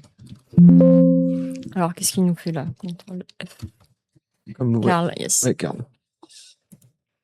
Alors Karl Stéphane Cotentin, excusez-moi. Donc c'est son numéro 2, en fait, c'est son directeur général à la SGM. Dans sa holding, c'est vraiment son bras droit, Merlin. Enfin, lui, on a exactement. Et donc lui, en fait, Karl Stéphane Cotentin, c'est vraiment lui à la base, il est à Lyon, quoi. Et en fait, il le nomme par le truchement de crise. Il y avait toujours des crises au BHV, si vous voulez, depuis que Merlin il paye pas les fournisseurs, donc il change souvent, etc. Et du coup, là, ce qui se passe, c'est qu'il le nomme directeur général au BHV. Donc là, il est plus à Lyon, le type, il est plus à sa holding. Il est propulsé. Il est propulsé à Paris parce que c'est le gros dossier, évidemment. Vous imaginez bien que par rapport à ces petits centres commerciaux, le BHV, en termes de chiffre d'affaires, ça doit représenter à la louche les 2/3 de son chiffre d'affaires, si ce n'est plus. Hein, c'est peut-être 80%. Et donc, le type me reçoit avec, je sais plus ce qu'ils appellent la balance, une balance comptable. Au début, Merlin essaye de m'impressionner. Il me dit, vous connaissez pas les balances comptables? En gros, c'est juste un tableau avec les montants des impayés, quoi. Et donc, je me pointe au BHV. Et là, il y a donc Merlin est pas là. Merlin, je lui parlais au téléphone. Donc, lui, tout le temps parti. À l'époque, il était sur Instagram. Il était tout le temps à Dubaï. Je sais pas, tout le temps dans la jet set. Et il faisait son anniversaire, tout ça, machin. Alors ça faisait, vu que c'est public, ça faisait beaucoup parler au sein du BHV, hein. C'est pas moi qui je suis pas un fan d'Instagram, donc je me suis pas intéressé premièrement à son Instagram, mais en fait tout le monde m'en parlait, donc j'y suis allé du coup. Quand tout le monde, c'est les fournisseurs qui tous les fournisseurs, les salariés, exactement, les gens qui se disent mais attendez, nous on est en train de lui lâcher notre pognon et puis le type il est à Dubaï tranquille avec sa famille, il se fait plaisir, quoi. Et donc, déjà ça, c'est un vrai sujet, si vous voulez, parce que quand vous parlez dans les médias, parce que lui, il s'est penché beaucoup dans les médias en disant qu'il était un entrepreneur, un commerçant sérieux et tout. Enfin, moi, j'en suis plein des entrepreneurs, des commerçants, des patrons. Je veux dire, les patrons qui sont totalement ok, etc. Je peux vous dire qu'ils partent pas à Dubaï, etc. Quand il y a des problèmes dans la boîte. Hein. C'est comme ça que ça marche. Ils sont plutôt à se prendre la tête jour et nuit, etc. Donc, donc je rencontre du coup ce Karl Stéphane Cotentin, qui est au demeurant très sympathique, assez jeune. Je me demande s'il est pas encore plus jeune que lui. Enfin, il fait très jeune en tout cas. Parce que oui, il a 33 ans à ce moment-là, Merlin. Mais il doit avoir 35 maintenant, ouais. Ouais, il doit avoir 32. Il a dû reprendre à 32 ans. Ça, rien que ça, c'est vrai que ça paraît. Ouais, ça paraît dingue. Donc Karl Stéphane encore plus. Et donc lui, il me montre la liste. Donc j'ai pas cité parce que t'avais un accord. Donc je vois toute la liste des fournisseurs. Donc un exercice de transparence assez hallucinant. Toute la liste de fournisseurs avec tous les impayés. Et donc effectivement, je vois que là il y a 18 millions et puis à peu près, et il me dit, je lui dis il y avait combien en plus avant, il me dit il y avait à peu près un peu plus de 10 millions en plus à peu près. Donc c'est monté à quasiment 30 millions les impayés en avril, quoi. Et c'est lui qui me le dit un peu naïvement, quoi, parce que Merlin dit ouais après pourquoi ils disent ça, etc. En fait c'est son DG qui me l'a dit, si vous voulez, donc moi je sais pas, faut qu'il se concentre. Bref, ça je le mets dans l'article. Et vraiment un exercice, et du coup je vois toutes les marques. Donc par exemple il y a une marque très importante, il y avait 800 000 euros d'impayés, ils se sont barrés, mais de toute façon ils les paieront jamais. C'était 700 000, pardon. 700 000 euros. Je vois d'autres marques très importantes, etc. Je regarde le chiffre d'affaires qu'ils font au BHV. Des fois vous aviez 6 mois d'impayés pour certaines, enfin l'équivalent de la moitié d'une année de chiffre d'affaires. C'est pas vraiment 6 mois d'impayés parce que c'est, comment dire, parce qu'il y a une temporalité évidemment sur le chiffre d'affaires, mais disons qu'il y avait des montants énormes en fait d'impayés. Et donc voilà, donc je sors le truc, machin et tout. Bon là, ça fait pas trop de bruit d'ailleurs à ce moment-là, parce qu'en fait à ce moment-là, tout le monde, les gens ils pensent que Merlin, parce qu'il a fait sa campagne de com, je ne sais plus quand c'était, mais ça devait être au moment des 6 mois plus tôt là, pour dire qu'il avait payé tout le monde en octobre, et qu'en fait c'était quelqu'un qui était complètement ok financièrement. Et de coup arrive derrière la fameuse échéance dont je vous parlais tout à l'heure. Donc là on passe du fonds des impayés, on repasse sur l'immobilier. Donc arrive l'échéance de racheter les murs fin juin, donc c'est le mois d'après. Et là, qu'est-ce qui se passe? La Caisse des dépôts, la Merlin, il m'appelle. Enfin, il m'appelle, on s'appelle, c'est moi qui dois l'appeler. Il me dit, ça y est, c'est bon, c'est signé, on est en négociation exclusive avec la Caisse des dépôts, ils sont OK.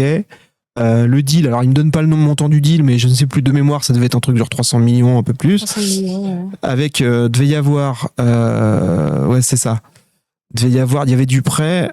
Ouais, c'est ça, je me souviens plus. La banque apporterait 200 millions de prêts, Merlin, voilà. Donc ça faisait 330 millions en tout, ça faisait ça, non?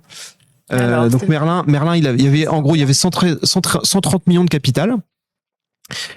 dont Merlin est majoritaire, donc il a au moins 65 millions, donc 66, 70, j'avais l'info, 200 millions de banques, donc ça fait et sachant que Merlin, lui, il avait endetté sa holding. Parce qu'en fait, comment ça marche ce type de montage financier, si vous voulez, c'est que vous avez l'actionnaire, donc lui, il va mettre du capital, ce qu'on appelle du capital, et il avait besoin d'un autre actionnaire qui mettait du capital.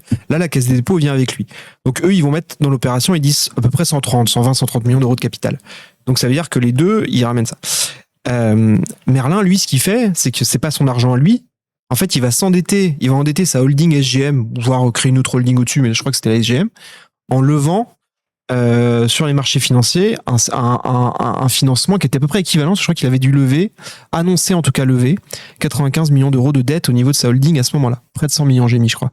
Et donc ça, évidemment, c'est destiné, je lui avais demandé, il n'avait pas démenti, à financer le capital de la future holding qui aurait repris les murs du BHV.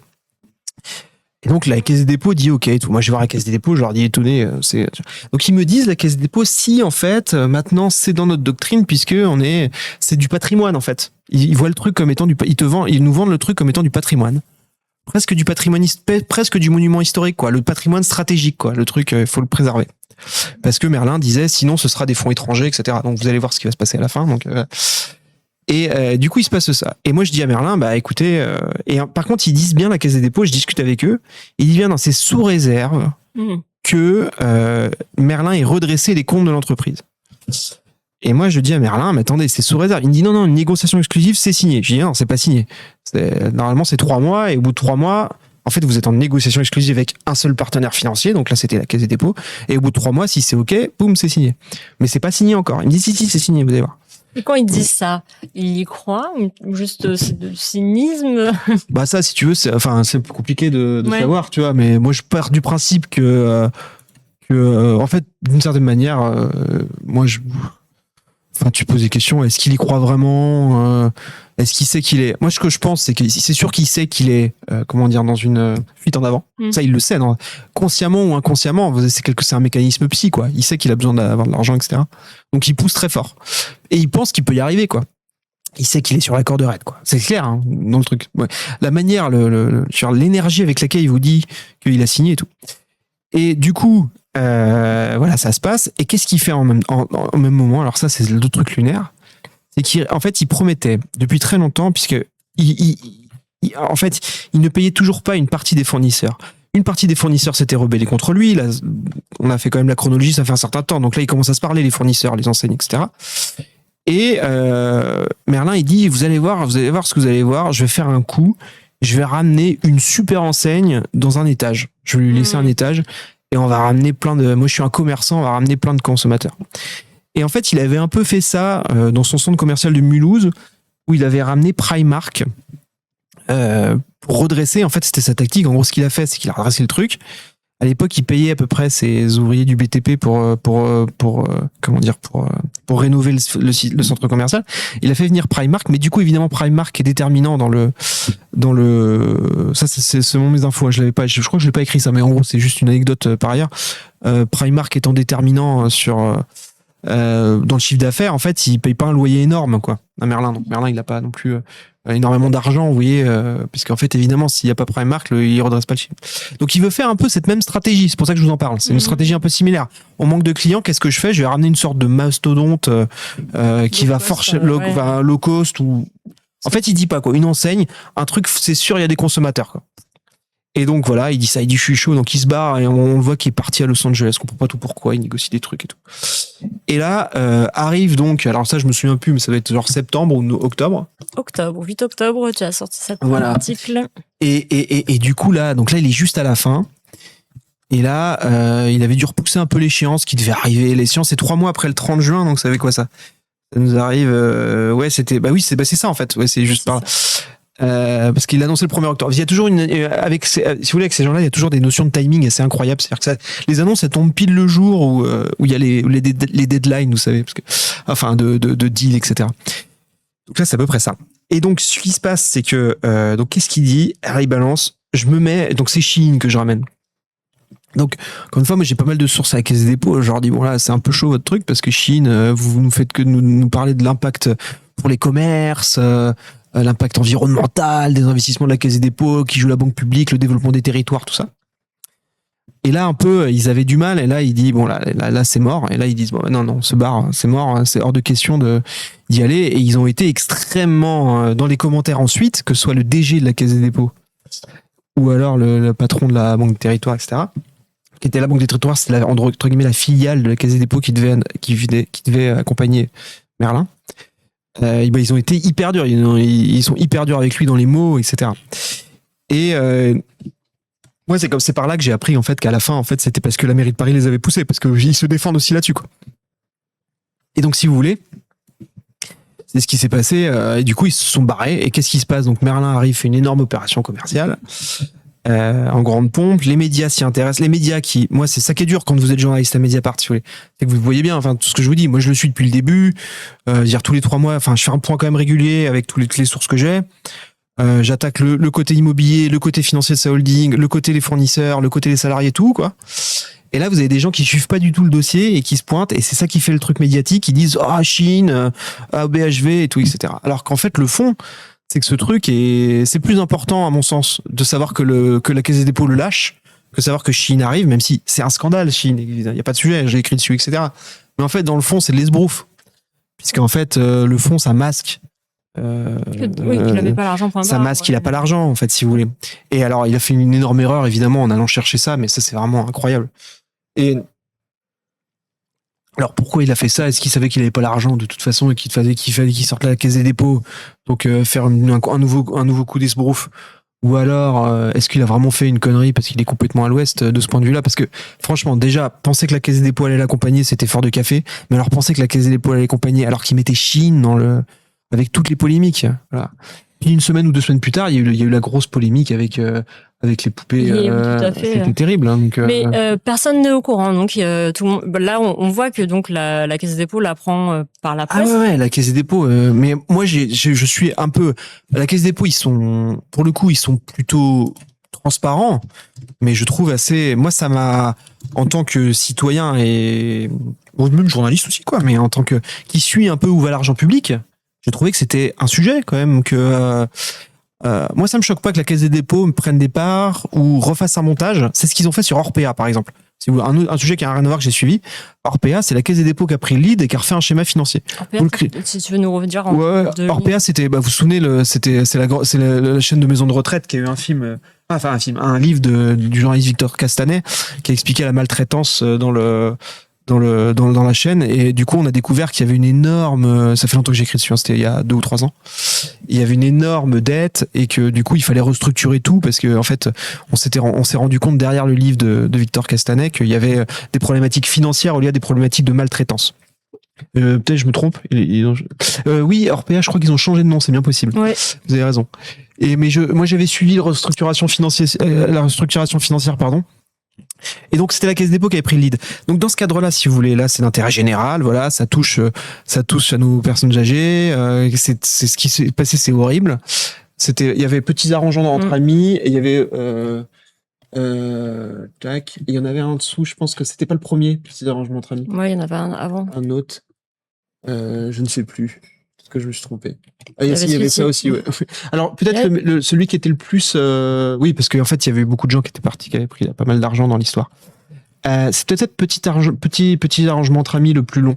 J'ai titré peut-être un peu comme ça, mais là, c'était vraiment pour expliquer tout le plan de restructuration. Bon, bref. Excusez-moi pour cette digression, mais c'est juste pour vous dire que, bon, moi, ça m'est déjà arrivé de voir des opérations où il y a beaucoup d'argent en jeu, comme c'est le cas au BHV, et où la Caisse des Dépôts peut intervenir pour essayer de faire un tour de table, demander à des partenaires financiers. Mais là, c'était pas le cas. Là, le truc, c'était juste de soutenir Merlin, quoi, de le laisser. Comme ça peut arriver des fois, moi j'écris aussi beaucoup sur la BPI, où ça arrive aussi. C'est-à-dire qu'ils étaient minoritaires, mais ils laissaient Merlin, qui avait une part de responsabilité importante dans la déflagration financière. Donc ce que je trouvais étrange. Et évidemment, de certaine manière, quand ils ramènent Chine, là, il y avait plus de sujet, parce que voilà. Donc voilà. Et donc la Caisse des Dépôts se barre. Donc là, Merlin, clairement, dans l'impossibilité de racheter les murs. Et donc, ce qui va se passer, c'est que finalement, c'est pas lui qui va racheter les murs.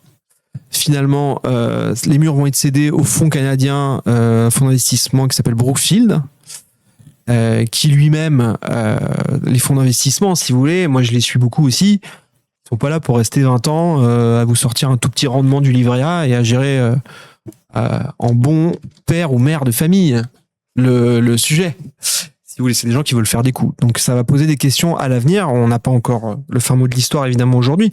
Ils sont engagés dans un premier temps, je pense, à pas larguer le BHV, mais on est quand même sur voilà, un fonds propriétaire des murs qui va sortir au bout d'un moment, qui va vouloir faire une plus-value. Donc voilà. Et donc on imagine qu'il va falloir que ça soit rentable et donc changer. Oui, voilà. Bon, après ils ont acheté pas trop cher parce que effectivement ils étaient obligés de vendre. Donc peut-être qu'ils sortiront avec une plus-value normale dans le centre de Paris, mais ça pose des questions. Et donc derrière, il y a ce truc. Et la finalité de ça, c'est quoi? Parce que Merlin n'est pas un commerçant. Merlin, c'est un intermédiaire immobilier, comme je vous l'explique depuis le début. Et il est bien évident qu'à partir du moment où Merlin ne joue plus aucun rôle d'intermédiaire immobilier ou de promesse immobilière, etc., ne va pas rester au BHV. Sachant que le BHV perd beaucoup d'argent. Depuis Chine, c'est la catastrophe. Il y avait déjà beaucoup de rayons qui étaient vides, mais c'est la cata. Si vous y êtes allé, si vous avez l'occasion, c'est une tristesse abyssale. Mais je veux dire, même si ça perdait de l'argent sous les Galeries Lafayette, les rayons, ils étaient pleins, si vous voulez. Là, ils sont vides. Là, c'est. Quid de 700 salariés Ah bah là, ça va, c'est un problème. Mais en fait, là, c'est maintenant que c'est quelque chose de nouveau qui va démarrer, puisque Merlin sort. Puisque, effectivement, donc Merlin a cédé, c'est l'info la plus récente, évidemment. Merlin a cédé à son directeur général dont je vous parlais tout à l'heure, donc c'est dire que c'est un nouveau projet. Moi, je vous dis d'expérience, je suis beaucoup de boîtes en difficulté. Il arrive régulièrement que les patrons qui ont fait couler une boîte ne veuillent pas assumer leur échec et cèdent à leur directeur général, moyennant finance, un salaire confortable, etc. Et que le directeur général ensuite accompagne l'entreprise jusqu'au redressement judiciaire. Moi, je l'ai même vécu personnellement à la Tribune quand j'étais à la Tribune en 2011. Où Alain Veil, qui était le patron à l'époque de BFM et qui avait la Tribune, l'a cédé à sa directrice générale pour 1 euro symbolique. Et au final, nous sommes passés au tribunal de commerce et nous étions à peu près 150, 170 et 120 personnes ont été virées du jour au lendemain. Et on n'était plus que 50. Donc c'est comme ça que ça marche, le business, si vous voulez, quand ça va mal. Et donc ça, moi, ça me fait penser à ça. Mais je l'ai dans plein de dossiers que je suis à Mediapart. Notamment, je suis le fonds d'investissement Mutares, qui est très coutumier du fait, etc. Donc, si vous voulez, là, il y a vraiment un sujet sur la pérennité. Bon, après, il y a le management qui reprend avec le directeur général. Donc, le management, il n'est pas de SGM, c'est le management, c'est des gens de Galeries Lafayette ou des gens qui sont recrutés récemment. Ça sera donc, du coup, Karl. Donc, Karl Cotan, donc lui, il est dedans. Donc, c'est lui qui est leader de ce nouvel ensemble, de ce que j'ai compris.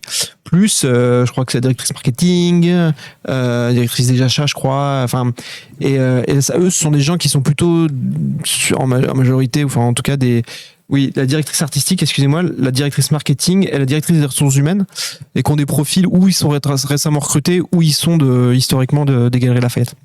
Mais c'est lui qui est le leader, c'est le numéro 2 de Merlin historique, Karl Stéphane Codan.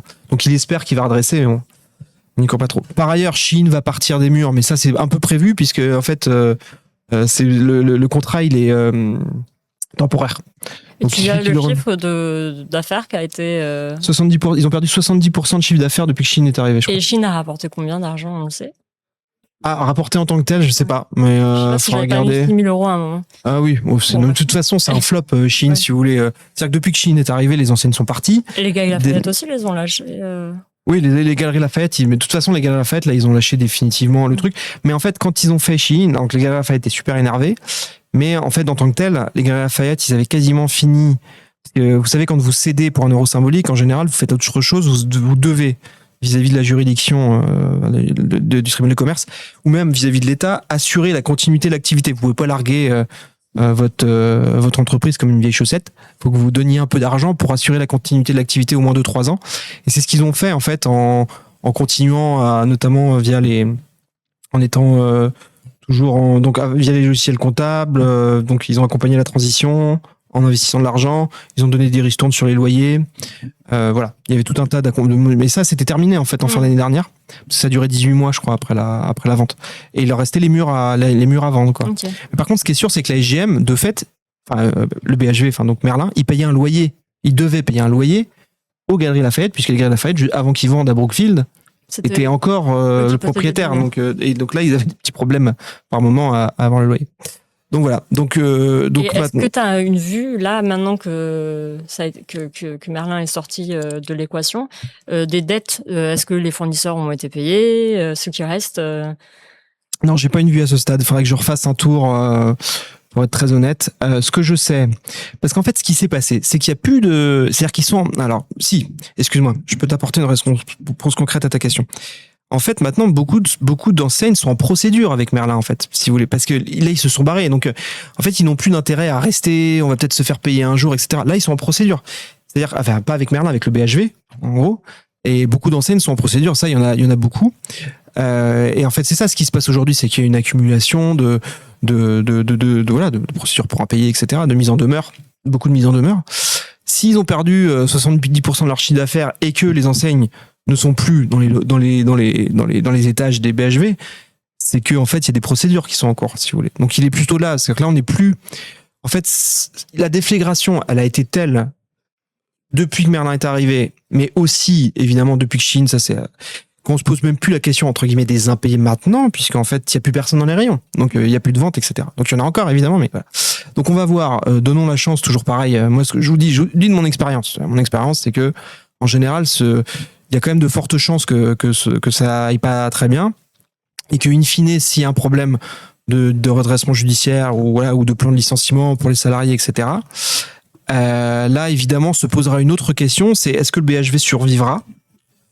Pour une raison assez simple, et ça c'est intéressant, c'est que ça va être Brookfield, donc le propriétaire des murs.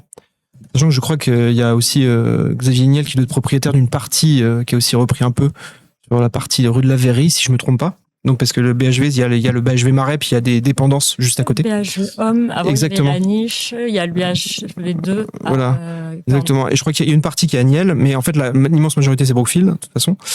Et si je me trompe pas, hein, j'espère même pas me tromper, mais je suis quasiment sûr. Je fais de mémoire, excusez-moi.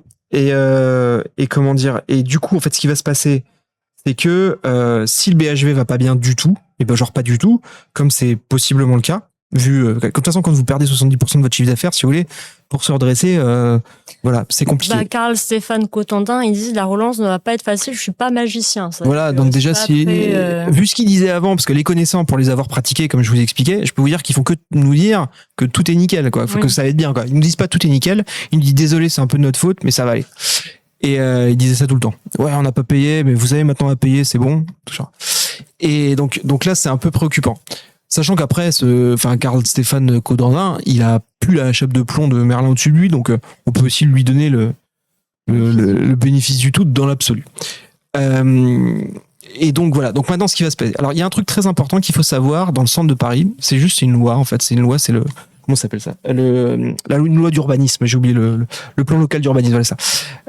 En fait, quand vous êtes dans les arrondissements, je crois à un chiffre ou même du centre de Paris, pour changer l'usage, il faut que le conseil municipal soit d'accord. Donc ça veut dire, pourquoi je vous dis ça? S'ils veulent faire du BHV un hôtel de luxe, il faut que ce soit voté au conseil municipal. Donc c'est un sujet important parce que ça, je pense que ça va. Plusieurs fois dans les médias, il y a aussi The 25 BAM qui le dit. Est-ce que c'est vrai? Donc ce fonds d'investissement a manifesté l'envie de faire un hôtel. Mais si vous voulez, alors moi je sais pas, moi j'ai pas ces infos-là dans le sens où je les ai pas eues. Donc, mais je peux vous dire que c'est absolument pas surprenant. Mais c'est tout sauf surprenant. Je veux dire, regardez, positionnez-vous même par rapport à un fonds d'investissement. Les fonds d'investissement français aussi, hein, ça marche pareil. Mais bon, là, les Canadiens, ou Américains, enfin voilà, ils arrivent, eux, ils sont là pour sortir du cash, quoi. Quand ils vont sortir de l'opération. Donc ils rentrent, il a un fonds de commerce qui perd énormément d'argent, qui est même quasiment en faillite, faut le dire, parce que quand vous perdez 70% de votre chiffre d'affaires, c'est compliqué. Enfin, en tout cas de vos exposants, pardon, excusez-moi. Et derrière, il a un actif immobilier qui vaut potentiellement de l'or. Bon, il est bien évident qu'ils vont tenter de faire quelque chose un peu premium entre guillemets, si je reprends leur langage à eux. Donc voilà, mais il faut s'y attendre de toute façon. 45 000 mètres carrés de surface, le BHV dans le Marais. Donc, il est sûr. Oui, je vous ai dit 36 000, excusez-moi tout à l'heure, c'est 45 000, effectivement. Et du coup. Oui. J'allais dire en comparaison, pour peut-être les gens qui voient à Paris, le bon marché, ce n'est que 10 000 mètres carrés. Ouais.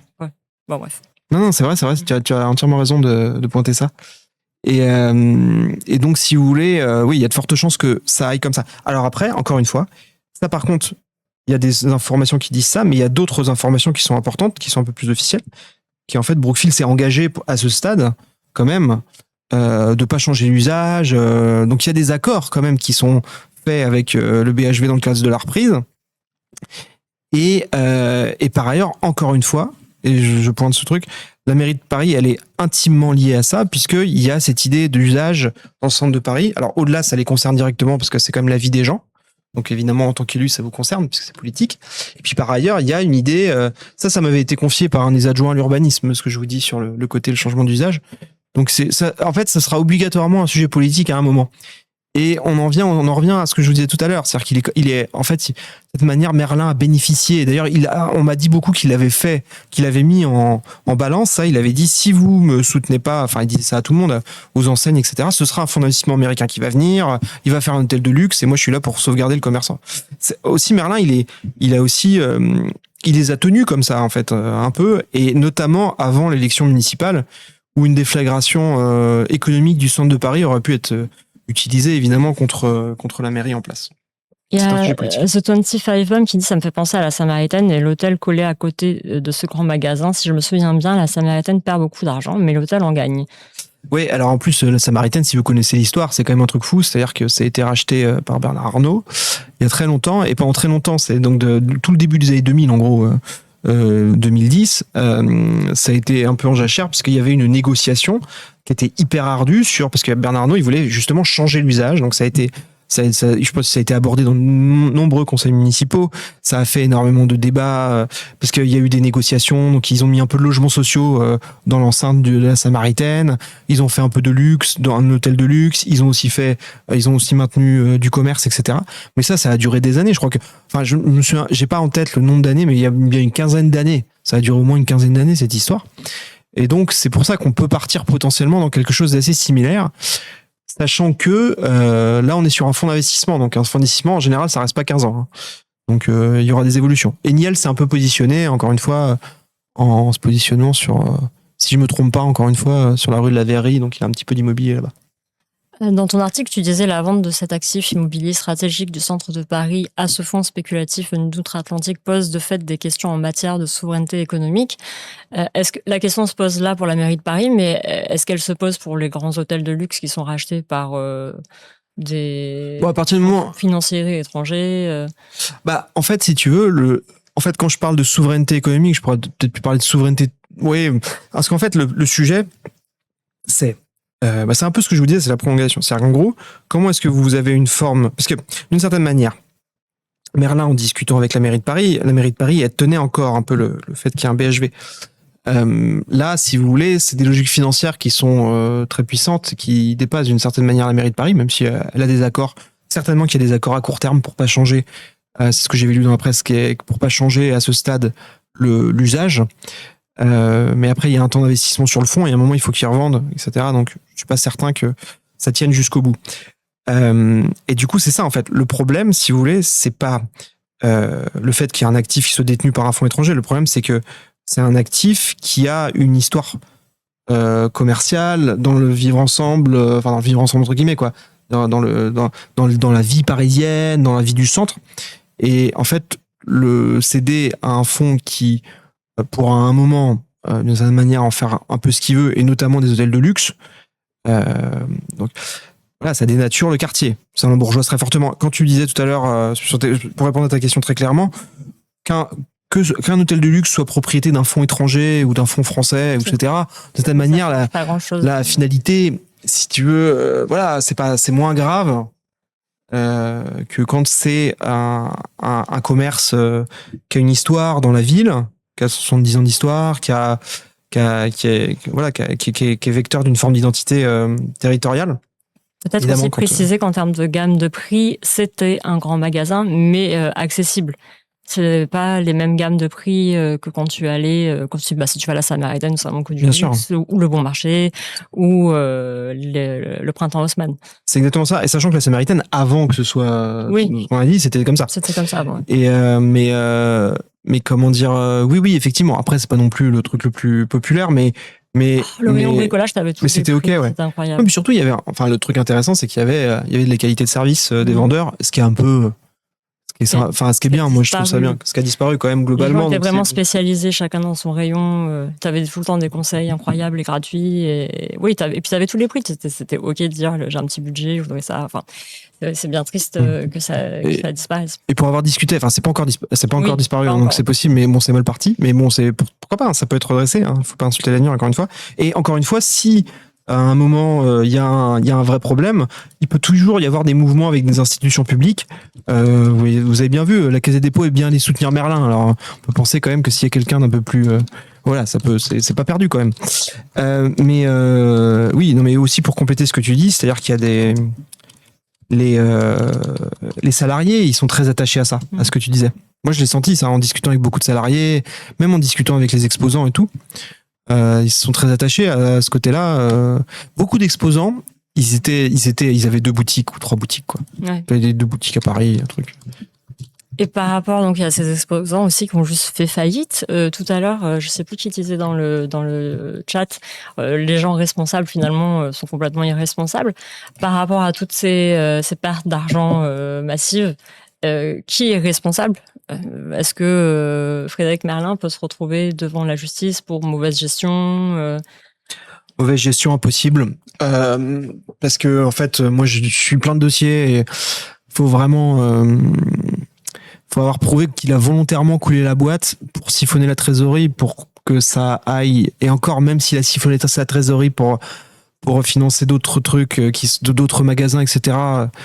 Je veux dire, là, de ce point de vue-là, la justice commerciale, moi, on me pose énormément la question, c'est une bonne question, là, parce que c'est la justice commerciale en France, sur les entreprises en difficulté, elle laisse quand même beaucoup faire. Il n'y a pas de restrictions très fortes. Il pourrait être poursuivi, mais les éléments sont pas encore sortis s'il a fait quelque chose de frauduleux, ce qui n'est pas encore du tout le cas à ce stade. Donc prendre des mauvaises décisions comme le partenariat avec Chine, s'entêter pendant 7 mois et finalement tirer sa révérence là où il dit je suis désolé, j'ai fait des erreurs. Donc il peut se faire peut-être. Le seul truc, c'est qu'il faut regarder s'il est mis en demeure par des fournisseurs qu'il a pas payé pendant très très longtemps et qui se retrouvent redevables in fine. Mais je suis même pas sûr que ce Merlin, je pense que ce sera le BHV. Mais peut-être ça peut être la SGM, c'est possible. Faut regarder en fait qui est-ce qu'ils ont mis en demeure. Mais faut regarder mise en demeure par mise en demeure. Je sais qu'il y en a plusieurs, j'ai eu pas mal d'infos comme quoi il y en avait plusieurs. Après, ça dépend à qui il s'adresse. C'est toujours pareil, hein, les procédures judiciaires, ça dépend qui est-ce que vous attaquez. Et oui, il y a quand même des chances qu'ils s'en sortent. Hein. Et oui, c'est sûr. Bah oui, c'est sûr. Bah si vous voulez, s'il sort comme ça, je veux dire, il faut pas se prendre la tête. Hein. Je veux dire, il sort comme ça parce qu'il est temps qu'il sorte, parce que voilà, le mal est fait. Là, il a plus rien à en tirer. Il y a personne qui n'a rien fait parce que toi, pendant 2 ans, donc tu suis un peu à la trace l'évolution cata du BHV. Les syndicats avaient lancé un droit d'alerte économique assez rapidement également, et il se passe rien. En fait, il y a pas de garde-fous qui se mettent en place. Les syndicats, ils ont eu aussi peur parce qu'il leur a mis beaucoup la pression. Il était assez violent avec les syndicats. Du coup, c'est pour ça, c'est aussi pour ça que moi, par exemple, c'est pas forcément les premières sources dans ce dossier parce qu'ils étaient craintifs. Et en fait, si vous voulez, faut aussi savoir un truc, c'est que dans ce type de dossier, c'est assez rare. Je parle BHV et autres, hein, dans les types de dossiers d'entreprises en difficulté, les salariés veulent garder leur emploi aussi. Donc, en fait, si vous voulez, ils sont dans un truc un peu entre deux. C'est-à-dire qu'ils se disent, ben ouais, mais si le truc va au redressement trop vite, nous on perd notre boulot et tout le monde le perd, quoi. Et du coup, c'est hyper dur pour les syndicats de dire bon, est-ce que je joue contre l'intérêt de l'entreprise et des salariés, quoi. Et vu que la boîte va mal, on est un peu sur c'est tendu, quoi. Donc faut qu'on fasse gaffe. Ne serait-ce que même pour parler à la presse, hein, globalement, ils ont donc c'est ça aussi. Alors ils ont fait un droit d'alerte, ils ont fait quand même pas mal les syndicats, mais c'est sûr qu'ils ont pas fait ils auraient pu faire un énorme raout, ils ont fait des petites grèves. Oui, passer un peu inaperçu. Je me dis, c'est pas la faute des syndicats, tant non, mais ça aurait pu être plus, tu vois. Il peut y avoir des institutions aussi qui se saisissent, je sais pas. Les institutions, là, quand tu regardes, objectivement, il y a eu la Caisse des dépôts et la mairie de Paris qui ont plutôt essayé de soutenir le truc, tu vois, à un moment, quoi. Mais ils l'ont mal fait, quoi. Moi, c'est ce que... Il y a des fois, encore une fois, faut peut-être savoir reprendre. Mais bon, après, c'est compliqué parce que c'est un accord de gré à gré entre deux privés. C'est parce que les Galeries Lafayette ont donné à Merlin, ont vendu à Merlin. Merlin leur a promis de racheter les murs, c'était sûr qu'il les paierait jamais, mais enfin, une fois que vous regardiez. Mais ils le savaient, les Galeries Lafayette, c'est pas possible. Enfin, si vous avez un œil sur ces comptes, vous savez bien que que ça va être très compliqué. Mais bon. Puisqu'on parle de Merlin, il y avait Terence qui demandait, pouvez-vous aussi nous parler de cette histoire de logement vendu à Nice par Merlin qui n'a pas été livré? L'ancien capitaine des Bleus fait partie des personnes lésées. Alors ça, c'est une histoire. Alors faut que je me replonge. C'est en parallèle finalement, parce que ça se passe. Même avant. L'article en novembre 2025, c'est avant. Ouais, c'est avant. Donc, c'est même, ça date de 2019, je crois. En fait, là, Merlin, il a juste joué le rôle de promoteur immobilier. Il a racheté un immeuble à Nice qui est super bien placé. Alors moi, je suis pas niçois, donc vraiment pour les gens qui connaissent. C'est rue du Congrès, mais c'est tout près de la promenade des Anglais. C'est ça, voilà, vraiment, c'est dans le quartier du Carré d'Or. Ouais, c'est ça, c'est vraiment. Voilà, c'est incroyable quand même. C'est comme si vous étiez à côté des Champs-Élysées à Paris, quoi. Enfin, si on parle. Alors il y a pas de photo de l'immeuble, mais tu dis que ça concerne un bel immeuble, donc. L'immeuble, il est magnifique. Voilà. Ouais. Et il est magnifique. Et en fait, si vous voulez, c'est un immeuble qui est en rénovation. Et donc là, c'est des personnes aisées qui achètent, donc notamment ancien capitaine de l'équipe de France, mais aisé, mais il y a quelqu'un qui je crois qui témoigne et qui achète à 250 000 euros. C'est pas non plus pour acheter un appartement. Non, mais c'est à 10 000 euros du mètre parce que le 250 000, c'est un studio, quoi. Mais mais t'as raison. Il y a un peu toutes sortes de personnes, quoi. Qui ouais, voilà. Ça fait partie. C'est un investissement immobilier, donc qui est dans un cadre du dispositif, j'oublie le nom, mais qui est le dispositif de rénovation, qui est un régime fiscal. Il doit être le. J'ai un bug. Est-ce que je le mets le nom? C'est un ancien ministre, ça. C'est un Malraux? Non, je sais plus. Si c'est peut-être un Malraux. J'ai oublié. Bon, bref, c'est un dispositif fiscal. J'ai oublié, je suis désolé. Oui, il fait que tu peux investir. Oui, en fait, vous investissez dans la rénovation. C'est comme dans le neuf, en fait, c'est la même chose. C'est comme le cellier dans le neuf, aujourd'hui, ça s'appelle le Pinel. C'est la même chose, sauf que c'est de la rénovation. Donc, en gros, vous investissez. Dans la rénovation d'un immeuble, vous aurez un logement à louer, vous le louez à quelqu'un et en échange, vous avez un abattement d'impôt qui est...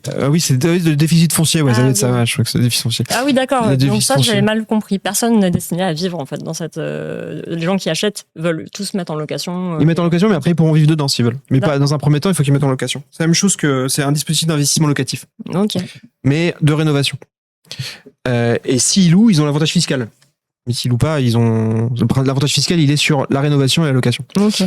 Et du coup, ouais, il est bien placé. Vous voyez bien la plage à Nice, la promenade des Anglais, il est là, l'immeuble, ok. Et tu peux aussi faire un Google Maps, je peux même te le montrer si vous voulez. Mais de toute façon, il est en photo, je crois. Oui, mais en fait, on voit un tout petit bout de la façade, on se rend pas bien compte. Et donc oui, c'est déficit foncier. Excusez-moi, j'ai un trou de mémoire parce que je l'ai écrit il y a quelques mois l'article. Oui, c'est ça. Mais il est pas mal. Et en fait, si vous voulez, du coup, il a racheté l'immeuble. Et donc, si je me souviens bien, Hugo Lloris, lui, il a racheté pour lui. Parce que si vous voulez, il y a plusieurs parcelles, il y a plusieurs lots. Ce qu'on appelle dans l'immobilier, on dit plusieurs lots. Donc, il y avait une trentaine de lots, plus les 2 derniers étages qui sont rachetés par donc, l'ancien capitaine de l'équipe de France de foot, Hugo Lloris. Donc, lui, ce qu'il dit Merlin, c'est qu'il fait la culbute. Il prend l'argent de la vente et donc après eux vont après c'est pas lui qui va rénover, quoi. Il va filer ça il a filé ça à des cabinets de maîtres d'ouvrage amis qui connaissaient. Donc voilà, qui connaissaient de l'immobilier de Lyon. Donc lui, il a pris... donc les mecs viennent de Lyon pour faire les travaux à Nice. C'est lyonnais niçois. D'accord. Le cabinet, le maître de cabinet d'avocats qui fait office de... Archimède, ils sont à Lyon. Archimède, ils sont à Lyon, ouais. Et c'est eux qui sont un peu principaux. Donc ça, alors c'est pas l'info du siècle, c'était juste pour montrer, moi, au-delà de Lloris, au-delà du capitaine de l'équipe de France, c'est pour montrer que Merlin, c'est un type qui est dans l'immobilier, qui fait des opérations dans l'immobilier, et qui fait des opérations qui, comme je vous le disais depuis tout à l'heure, ne sont pas satisfaisantes dans son rendu.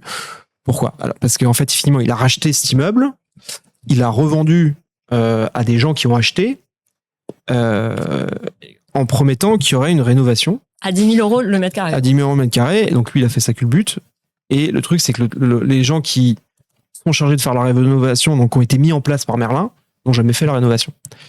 Alors que... donc, voilà. Pourquoi n'ont-ils jamais fait la rénovation? Alors ça, c'est toujours la même chose. C'est-à-dire est-ce que c'est encore une fuite en avant, etc. Alors je me souviens plus tout, il faut regarder les contradicteurs qui m'ont répondu, parce que j'en fais plein, il y a des articles, on fait un peu trop. Je me souviens pas de tout, mais ouais, et en gros, ils ont confié l'argent, et puis les rénovations sont pas faites, parce qu'en fait, si vous voulez... Ah si, j'ai un petite anecdote là-dessus. C'est qu'en fait, c'est les entreprises du BTP qui doivent rénover, Donc ils sont mandatés par le cabinet d'architectes. Donc c'est un truc un peu compliqué. Il y a Merlin qui mandate un cabinet d'architectes de Lyon qui lui doit gérer les entreprises du BTP qui sont aussi des entreprises qui historiquement bossent avec Merlin. Mais ces entreprises-là, elles sont en conflit avec Merlin parce qu'elles sont pas payées par ailleurs sur d'autres chantiers. Voilà. Et donc si vous voulez, donc en fait tout se recoupe si vous voulez le truc comme ça. Et du coup ils n'ont pas eu encore leur immeuble. Alors l'argent, il a été décaissé en grande partie pour nombre de copropriétaires. Alors eux, ils ont payé Rubis-sur-Long leurs 250 parce qu'en fait, euros, je sais pas combien. Exactement, parce qu'en fait il y a deux parties sur l'argent là. C'est une argent. Vous avez une partie où vous rachetez les murs, donc ça c'est ça qui va pour Merlin. Donc là il fait sa culbute. Et vous avez une partie pour la rénovation. Là Merlin ils sont en contre-fiche puisqu'il joue un rôle ici de promoteur. Donc lui le promoteur c'est quoi? Ça achète un immeuble et ça le revend. Et une fois que c'est revendu c'est terminé. Donc lui il a acheté. Il a revendu sous une forme de dispositif fiscal de rénovation. Il y a une partie qui est l'argent des gens, ça va à la rénovation. Et je vous le fais court, c'est un tiers qui va à la rénovation. Les deux autres tiers, ils vont pour racheter les murs non rénovés. Et ces deux autres tiers-là, ils vont dans la poche de Merlin. Et le dernier tiers, lui, il va théoriquement dans la poche des entreprises de rénovation, c'est le principe, avec des intermédiaires qui prennent leur marge. Et par ailleurs, ça doit être déclaré au fisc, puisque c'est ça qui fait avantage fiscal. C'est quand même important. Et donc, du coup, en fait, pour que l'avantage fiscal, on le voit bien, pour que ce soit pas, pour pas qu'il y ait de fraude, faut que l'argent lié à la rénovation, qui est cet argent-là qui va déterminer l'abattement fiscal pour les ménages qui l'ont investi, il faut qu'il soit logé dans une société à part. Parce qu'évidemment, sinon, c'est illisible pour le fisc de savoir quelle est la part de la rénovation, la part des murs, si tout est donné à Merlin. Donc voilà. Donc c'est ça, en fait. Et donc Merlin, lui, il s'est barré. Je sais plus quelle.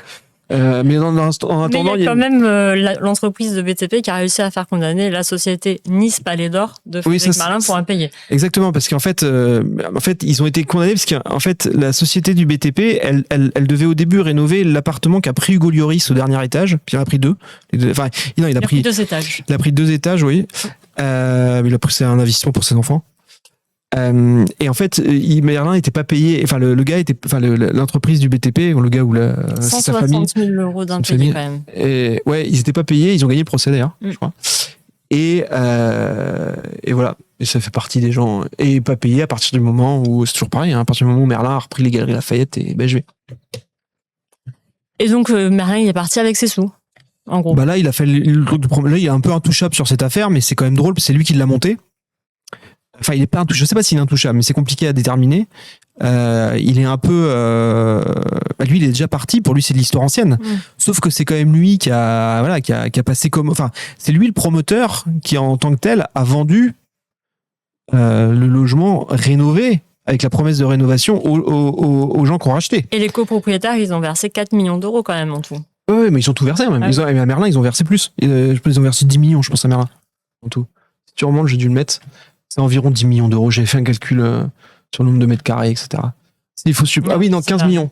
Ouais, 15 millions, dont 10 millions dans les poches de Merlin. C'est ce que je disais. Oui, c'est énorme. Mais par contre, lui, il avait juste un truc. 10 millions, c'est pas net, parce qu'il avait racheté avant. Oui, il avait quand même payé. Donc il avait racheté plusieurs millions d'euros, certainement, mais il a fait sa culbute. Il y avait une question de The 25 BAM qui te demande si c'était un calcul par tantième quand tu découpes les lots. C'est-à-dire sur l'avantage fiscal ou sur le... Alors, la question, il faut peut-être que tu la complètes, The 25 BAM.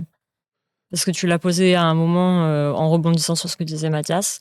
Mais oui, mais non, juste... comment dire, là, ce qui se... c'était pas ça, je pense qu'on m'attendait à notre réplique. Comment dire, non, pour être plus concret, en gros, il y a 30 logements qui font des superficies complètement différentes. Et le prix est environ de 10 000 euros du mètre carré pour tous les logements. Une fois rénové, quoi. Rénovation comprise. Ouais, une fois rénovation comprise, oui. Rénovation comprise, exactement. Oui, donc je pense que c'est 6 000 avant, 6 000 hors travaux et 10 000. Oui, donc c'est pour ça que je vous disais 2 tiers, 1 tiers, c'était à peu près ça, ouais, ça. On était sur cet ordre d'idée. Et en fait, voilà. Et donc, je vous le fais de mémoire parce que j'ai pas lu mon article. Excusez-moi, je suis désolé. Autant pour moi avant de venir ce soir. C'est la calcul, tu veux tout parler. Oui. Et comment dire, il y a une trentaine de copropriétaires, une trentaine de lots qui, de mémoire, font entre 18 et, je vous dirais, 40 et quelques mètres carrés, je crois. Ça fait ça à peu près. Ouais, c'est entre 180 000 et 430 000 euros par logement, en gros, c'est ça. Ok. Et donc, il y a une trentaine, et il y a Hugo Lloris qui a les 2 derniers étages, sachant que Hugo Lloris, il y a une partie qui est en location aussi, je crois, de mémoire. Oui. Voilà, donc il y a un peu les deux. Mais ce qui est vrai, c'est que Hugo Lloris n'a toujours pas l'usage de son logement, parce qu'en fait, les boîtes de BTP n'ont pas été payées. Voilà. Ouais. Mais Hugo Lloris, il était moins sur le côté avantage fiscal, hein, évidemment.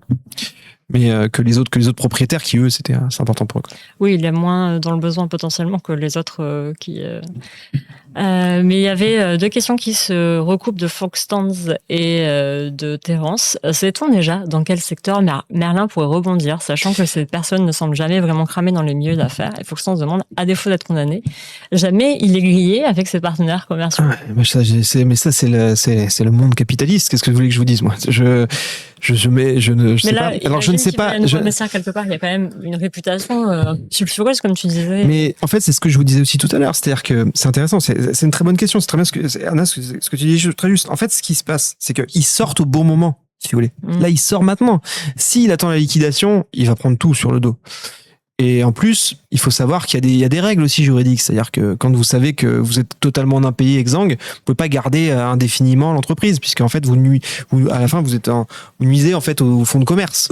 Donc, il faut se déclarer en cessation de paiement, tout ça. Donc, donc, si vous voulez, Merlin, là, lui, il est parti au bon moment. Voilà, à ce stade, c'est encore bon, quoi. Donc, oui, moi, je pense qu'il va écoutez, il est soutenu par Nicolas Sarkozy. Qu'est-ce qu'il a fait d'autre? Il a été soutenu il a quelques soutiens politiques, dont pas des moindres, hein, quand même Sarkozy c'est pas rien. C'est pas rien pour convaincre des gens du business de se réassocier avec lui. Voilà, on l'a vu un moment dans les couloirs du Paris Saint-Germain, aller prendre des photos avec les joueurs et avec de nouveaux partenaires, pas de nouveaux partenaires financiers, mais avec des associés de l'immobilier qui étaient pas dans sa holding. Donc voilà, moi je pense qu'il va retrouver un truc. Vous savez, maintenant, plus le monde est grand, il pourra toujours aller à Dubaï s'il a envie je sais pas. J'en sais rien, il fait ce qu'il veut. En plus, honnêtement, de toute façon, c'est comme ça que marche le système.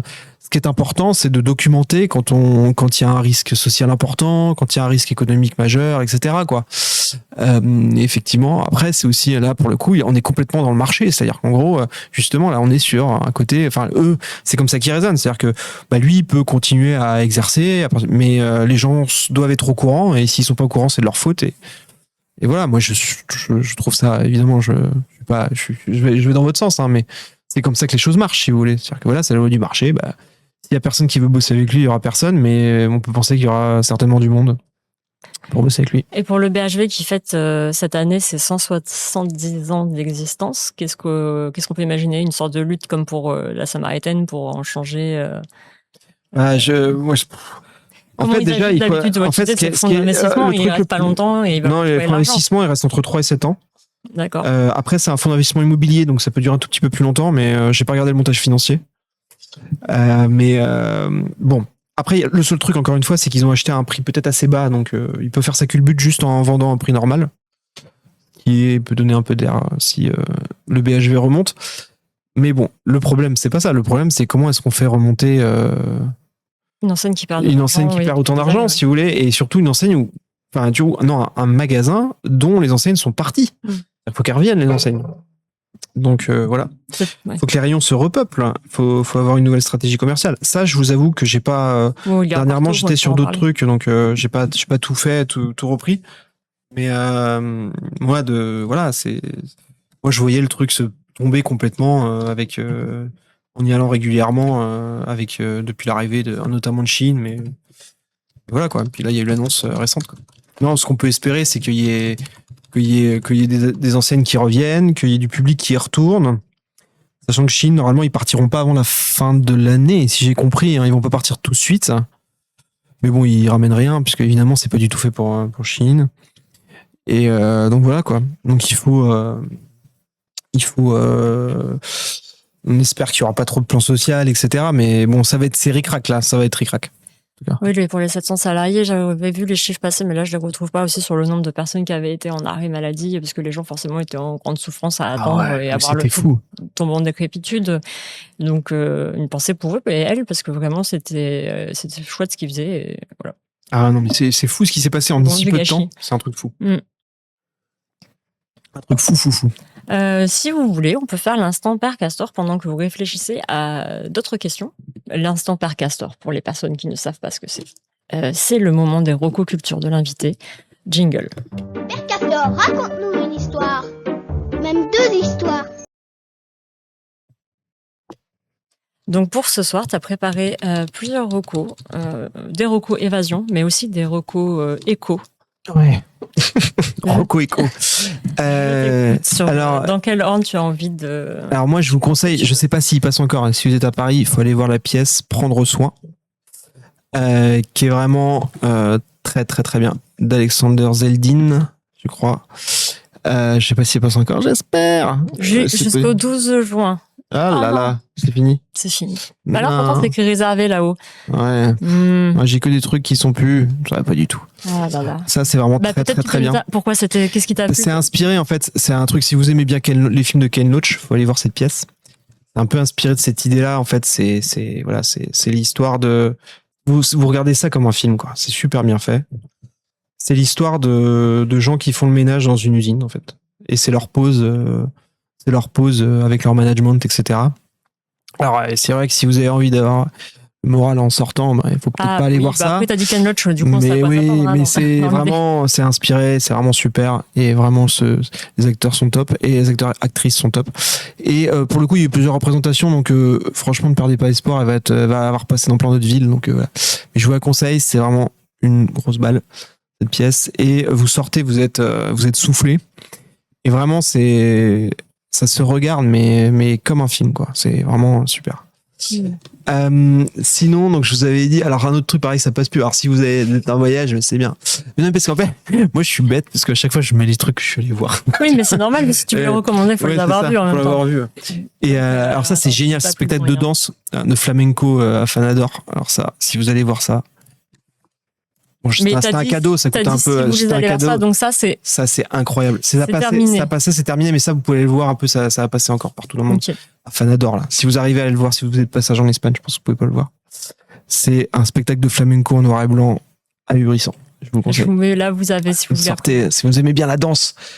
Moi, alors c'est un petit peu cher, mais c'était un cadeau, donc voilà, c'est écrit, c'est entre 5 et 55 € la place. Ah oui, bon, au voilà. Châtelet. Enfin, du coup, c'est fini. C'est fini, non, mais c'est vraiment très très bien. Si vous avez l'opportunité d'aller voir ça, vous allez prendre un gros coup de cœur. C'est super. Et le dernier, alors ça, je le fais. La Reco Éco, Marlène Banquet, sociologue, qui a écrit le bouquin La finance aux extrêmes. Si vous êtes passé au festival Mediapart cette année, j'en ai parlé parce qu'elle devait être invitée finalement au dernier moment. Elle a eu un petit souci perso, un gros souci perso, elle n'est pas venue, donc on pense à elle. Mais je devais l'inviter à une table ronde où elle explique très très bien. En fait, elle, c'est un peu son domaine, l'évolution d'une nouvelle forme de finance qui a des fortes accointances avec l'extrême droite. En fait, historiquement, vous aviez les banques, les traders, et en fait, ceux qui ont trouvé que c'était un peu trop régulé, ils sont partis dans les fonds d'investissement, par exemple, dont je vous parlais. Brookfield, par exemple, ça rentre dans le champ d'études. C'est un bouquin de sociologie, où elle interviewe des patrons de fonds, ou alors où elle essaye de décrypter leur pensée un peu politique, qui est très intéressante. Et moi, en plus, donc c'est un sujet qui est assez intéressant. Par exemple, un truc tout bête sur son livre d'avant, ça avait déjà été une reco la première fois que j'avais été invité à Abonnez-vous, qui s'appelait La finance autoritaire, et où elle avait. Attends, c'était encaissé le livre d'avant, non? Ah oui, non, mais c'est pas son livre précédent. C'était un livre qu'elle avait écrit il y a 6-7 ans, je pense. Oui, d'accord. Excuse-moi. Mais qui était vachement bien, où en fait, elle décrivait, c'était avec Théo Bourgeron, l'économiste, je crois. Elle décrivait en fait comment une nouvelle finance avait financé la campagne de Trump et le Brexit. Et avec des chiffres super intéressants, quoi. Et maintenant, en fait, cette finance-là, elle arrive un peu en France. Et du coup, elle décrit un peu, elle discute avec les fonds d'investissement, qui sont des fonds non régulés, en fait, qui sont plus des banques, qui sont de type Brookfield, comme je vous parlais tout à l'heure, mais c'est marrant d'ailleurs ça fait un lien, mais pas que, et ils ont une place de plus en plus importante en France. Il y a notamment eu une commission d'enquête récemment sur la prédation des fonds spéculatifs sur les capacités productives en France. C'est ta prochaine question. Exact. Ouais, c'est ça. C'est le même. Parler du livre. Ah bah super. Et du coup, moi, j'ai pas mal bossé sur cette commission, donc je recommande d'autant plus le livre de Marlène Banquet qui explique un peu la psychologie de cette nouvelle finance, qui prend de plus en plus de place. Sachant que... C'est une sorte de logique un peu libertarienne qui... Ouais, c'est le libertarianisme autoritaire, c'est ça, c'est ça. En langage savant. Mais oui, c'est cette idée. Alors en France, c'est évidemment incarné au-delà de ça par Sterrin, Pierre-Édouard Sterrin, qui a un fonds d'investissement, et aussi historiquement par Bolloré, en fait, parce que Bolloré, lui, à la base, c'est un financier qui financiarise énormément ses entreprises avec un jeu de holding qui s'appelait les Poulies Bretonnes. Si vous êtes intéressé, si vous avez lu Martine Orange, ou peut-être humblement un ou deux de mes articles, mais surtout Martine Orange qui en a beaucoup parlé. Les Poulies Bretonnes, c'était les montages financiers, des années 80-90, notamment utilisés par évidemment Bolloré pour reprendre ses entreprises, mais aussi Bernard Arnault et aussi Pinault, mais surtout Bolloré. Et qui du coup effectivement avait déjà une idée de financiarisation extrême de l'économie, qui allait au-delà du côté banque classique avec un prêt, etc. Et donc voilà, donc c'est un peu tout ce travail-là. Et puis par ailleurs, la commission d'enquête, elle a été ça intéressant, c'est moi je l'ai beaucoup suivi, j'ai écrit beaucoup d'articles dessus. Elle a fait sortir des patrons. Il y a le rôle de la BPI qui est questionné. Tout à l'heure, on discutait du rôle de la Caisse des dépôts. Le BPI, son rôle maintenant, c'est clairement de soutenir un écosystème de fonds d'investissement dérégulé en France. Je pense que ça se questionne au niveau du contribuable. C'est quelque chose qu'on connaît mal en plus. C'est un pan du capitalisme qui est très peu exploré, notamment chez les gens qui ont un regard critique vis-à-vis du capitalisme. C'est clairement quelque chose qui s'est mis en place depuis 2012, mais surtout sous Macron. Et donc voilà quoi. Donc moi j'aime bien bosser sur ces sujets-là. Donc je vous conseille fortement Marianne Banquet qui a une super introduction à ce sujet-là. C'est assez humain en fait. Elle discute avec des jeunes, des plus âgés, des gens qui sont dans ces fonds-là. Et à la fin, elle fait le lien avec ce que je vous disais. Et donc c'est vraiment pas mal. Et par ailleurs, moi je vais publier un bouquin cette année sur le sujet aussi. Donc voilà, qui est un peu fait avec des insiders, qui est moins sociologique que Marianne Banquet, mais qui est sur le même thème un peu, sur comment est-ce que ces fonds-là prennent de plus en plus de place dans l'économie et ils dictent un peu notre quotidien, puisqu'en fait ils prennent tout un tas d'entreprises qui sont en lien, qu'on connaît très bien. Je sais pas, des trucs genre Picard, Panzani, je sais pas, Grand Frais, ça c'est pour la bouffe, mais ils ont repris aussi le championnat de France de foot. Ils ont repris, qu'est-ce qu'il y a? Ils vont privatiser le TGV aussi, une ligne TGV là qui va être privatisée par exemple. Ils attaquent énormément les EHPAD, ils attaquent énormément l'éducation, les formations, les formations professionnelles, évidemment les cliniques privées. Il y a tout un pan de secteurs qu'ils attaquent, donc que ce soit les loisirs ou les services de proximité, les labos, voilà. Donc c'est hyper intéressant et moi je suis en train de bosser beaucoup là-dessus. Il y a Redjo qui demande si c'est les private markets dont tu parles dans cette dérive des fonds d'investissement. Private market, je sais pas si peut-être je dois pas avoir la nuance. Excusez-moi, Moi, je suis désolé. Tu peux compléter. Private equity, je pense que vous pensez au private equity. C'était pas private market. Je pense que c'est ça, ce que vous voulez dire. Mais c'est possible que je me trompe. Juste sur la question sur... Il y a Sacha qui demande s'ils vont privatiser le TGV. Non, ils vont privatiser une ligne qui va être, je pense qu'il va partir dans le sud-ouest, si je me trompe pas, qui va s'appeler Proxima. Proxima. Attendez, je regarde sur le téléphone. C'est la future LGV là. C'est Proxima. Ça a été. Hop là. Tlac. Si c'est ça, c'est Proxima. Alors en 2028, Proxima veut se lancer vers Bordeaux, Rennes, Nantes, Angers depuis Paris. C'est ce que je vous disais, l'Ouest. C'est exactement ça. De la SNCF. Et ça, c'est lancé par un fonds de capital investissement qui s'appelle Antin, où était Nathalie Kosciusko-Morizet. Elle y est plus depuis récemment. Et qui est partie pantoufler là-bas. Et eux, ils vont, donc voilà. Donc voilà, vous avez les... C'est ça. La figure. Ça, ce sera dans mon bouquin. Mais c'est pas encore privatisé, mais c'est voilà, ça va arriver. Exactement, c'est exactement ça. J'ai rien ajouté, donc c'était bon. Je l'ai fait de mémoire, mais c'était bon. L'Ouest, Proxima, tout est bon. Et le fonds d'investissement, c'est Antin, etc. Donc il y a tout un tas de choses qui se passent là-dessus. Voilà. Et on n'a pas du tout parlé de la commission, donc la commission d'enquête sur la prédation des capacités productives françaises par les fonds spéculatifs. C'est une commission dans laquelle tu as été auditionné en tant que journaliste économique. Exactement, tu as raison de le préciser. C'était pas mal. Moi, j'ai été auditionné parce qu'en fait, au début, ce qu'ils veulent, les 2 premières semaines, comme c'est pas très important, en fait, ils interviewent un peu des journalistes, des économistes, enfin des gens qui ont un peu touché à ce sujet, Donc moi, je me suis retrouvé auditionné. J'étais pas le seul journaliste. Je crois qu'il y avait le chef du service économie de l'UMA aussi qui était auditionné. Vu que c'était... alors je sais pas s'ils ont demandé au Monde à l'informer, par exemple, où ils ont des très très bons journalistes. Je sais pas. J'ai pas demandé. Mais voilà, donc j'étais auditionné. Donc la rapporteure, c'est le député insoumise Aurélie Trouvé. Le président de la commission, c'est le député MoDem Emmanuel Mandon. Et c'était pas mal. C'est assez impressionnant de se faire auditionner en demandant je le jure, etc. Mais moi, j'étais pas décisif dans cette histoire-là. Hein. Mediapart, ils se sont déjà fait, voilà, quand Fabrice Arfi s'est fait auditionner sur toutes les enquêtes qu'il a faites, notamment, je crois que c'est sur Cahuzac qu'il a dû se faire auditionner, je suis quasiment sûr. Voilà, là, c'est décisif, si vous voulez. Quand Antione, il se fait Rouget, il se fait auditionner, c'est décisif. Moi, j'étais juste un type qui venait donner deux, trois clés de lecture avant le début des choses sérieuses où ils allaient inviter vraiment les patrons de fonds, etc., qui n'avaient jamais été invités par une commission d'enquête de l'Assemblée nationale. Et ça, c'est pas forcément, c'est terrible parce que ce qui a fait, vous le savez toutes et tous, c'est ce qui a fait de l'audience, c'était la commission à l'oncle, moi, je trouve que c'est une commission littéralement inutile. Qui avait un seul intérêt d'ailleurs, si je peux me permettre, c'est qu'ils ont invité, justement en lien avec cette commission des fonds, ils ont invité les patrons de Media One, qui était donc propriété de Niel, enfin d'un associé de Niel. Il y avait Pigas et il y avait le fonds américain KKR. Et donc c'était hyper intéressant d'interviewer le fonds américain KKR. Et dans la commission sur l'audiovisuel public d'Aloncle, ça aurait été intéressant de lui demander, bah écoutez, Media One, vous êtes un prestataire de France Télévisions, quoi. Du coup, est-ce que le montage financier de KKR est pas compliqué et du coup, il fait pas peser, coûte pas un peu trop d'argent public, etc. Là, ça aurait été intéressant. Et évidemment, la seule question intéressante qu'il y avait à poser dans toute la commission n'a pas été posée.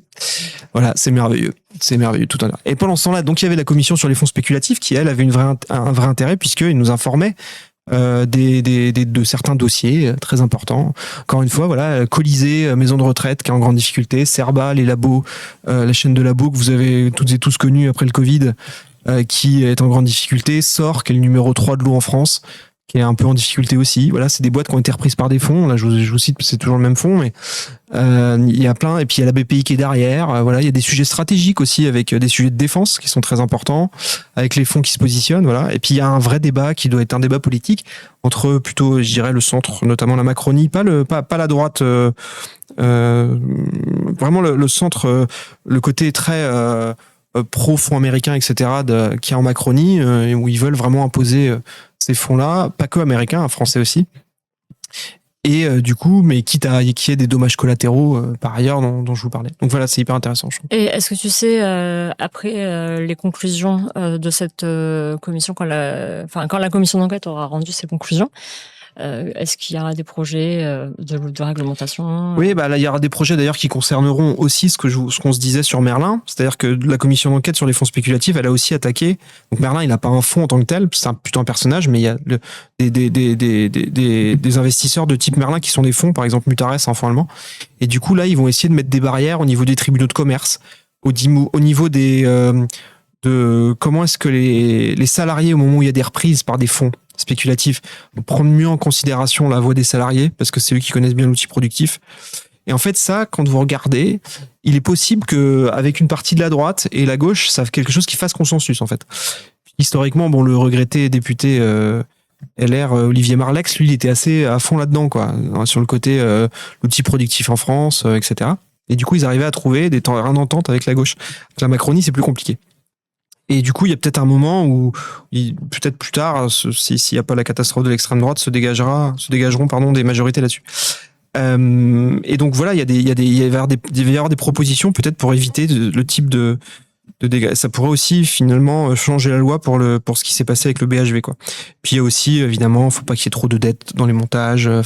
Enfin, c'est réguler les pratiques financières de ces fonds-là, qui vraiment s'en mettent plein les poches, mais vraiment, c'est impressionnant. Et les salariés, eux, n'ont que leurs yeux pour pleurer à la fin. Ouais. Voilà. Est-ce que tu veux nous faire la promo de la newsletter Echo ? Oui. Puisqu'il y a le lien dans le chat, vous pouvez vous inscrire et c'est gratuit. Eh ben, trop bien. Merci beaucoup, Anna. C'est cool, ça. Donc, en fait, tous les deux, on l'a lancé il y a pas longtemps. Je dirais 3-4 mois. Toutes les deux semaines, en fait, on fait un peu un récap avec un édito, Echo, l'édito, il est souvent très d'actu, ou alors il est sur le sujet un peu qui nous a marqué, qu'on trouve qu'il a été maltraité dans les médias et qu'on veut mettre un peu notre regard Mediapart dessus. Voilà. Et sinon, on fait un peu un récap des enquêtes qui nous ont, enfin, de ce qu'on a, les enquêtes et les articles qu'on pense être les plus intéressants des 2 dernières semaines dans notre service. Donc voilà, ça se trouve des fois vous en avez raté, etc. Puis il y a des nouveaux contenus avec l'idée de l'édito, et on fait des petits ensembles. Donc voilà, et puis on est content de faire ça parce qu'on n'en avait pas. On devait être un des seuls services à C'était le dernier. Le dernier à pas en avoir. En tout cas, allez-y, n'hésitez pas. C'est un contenu qui, une fois de plus, qui est gratuit, même si vous n'avez pas les moyens, voilà, pour potentiellement de vous abonner. Il y a les newsletters. En tout cas, on a fait le tour de toutes les questions. Merci beaucoup, Mathias, pour merci à ton vous, temps surtout. ce soir et vraiment ta patience et tes explications. Merci à toutes les personnes qui ont participé dans le chat, comme d'habitude, au top. Prenez soin de vous, pensez à boire de l'eau. Je vais pas vous dire mettez-vous au frais parce qu'il faut que le frais il existe. Hein, et on est beaucoup à vivre dans les boulevards thermiques, passoires thermiques, je sais jamais comment on dit. Vous retrouvez sans doute Os vendredi. J'avoue que je n'ai pas vu ce qu'il a prévu, mais voilà. Et moi le lundi prochain est ici.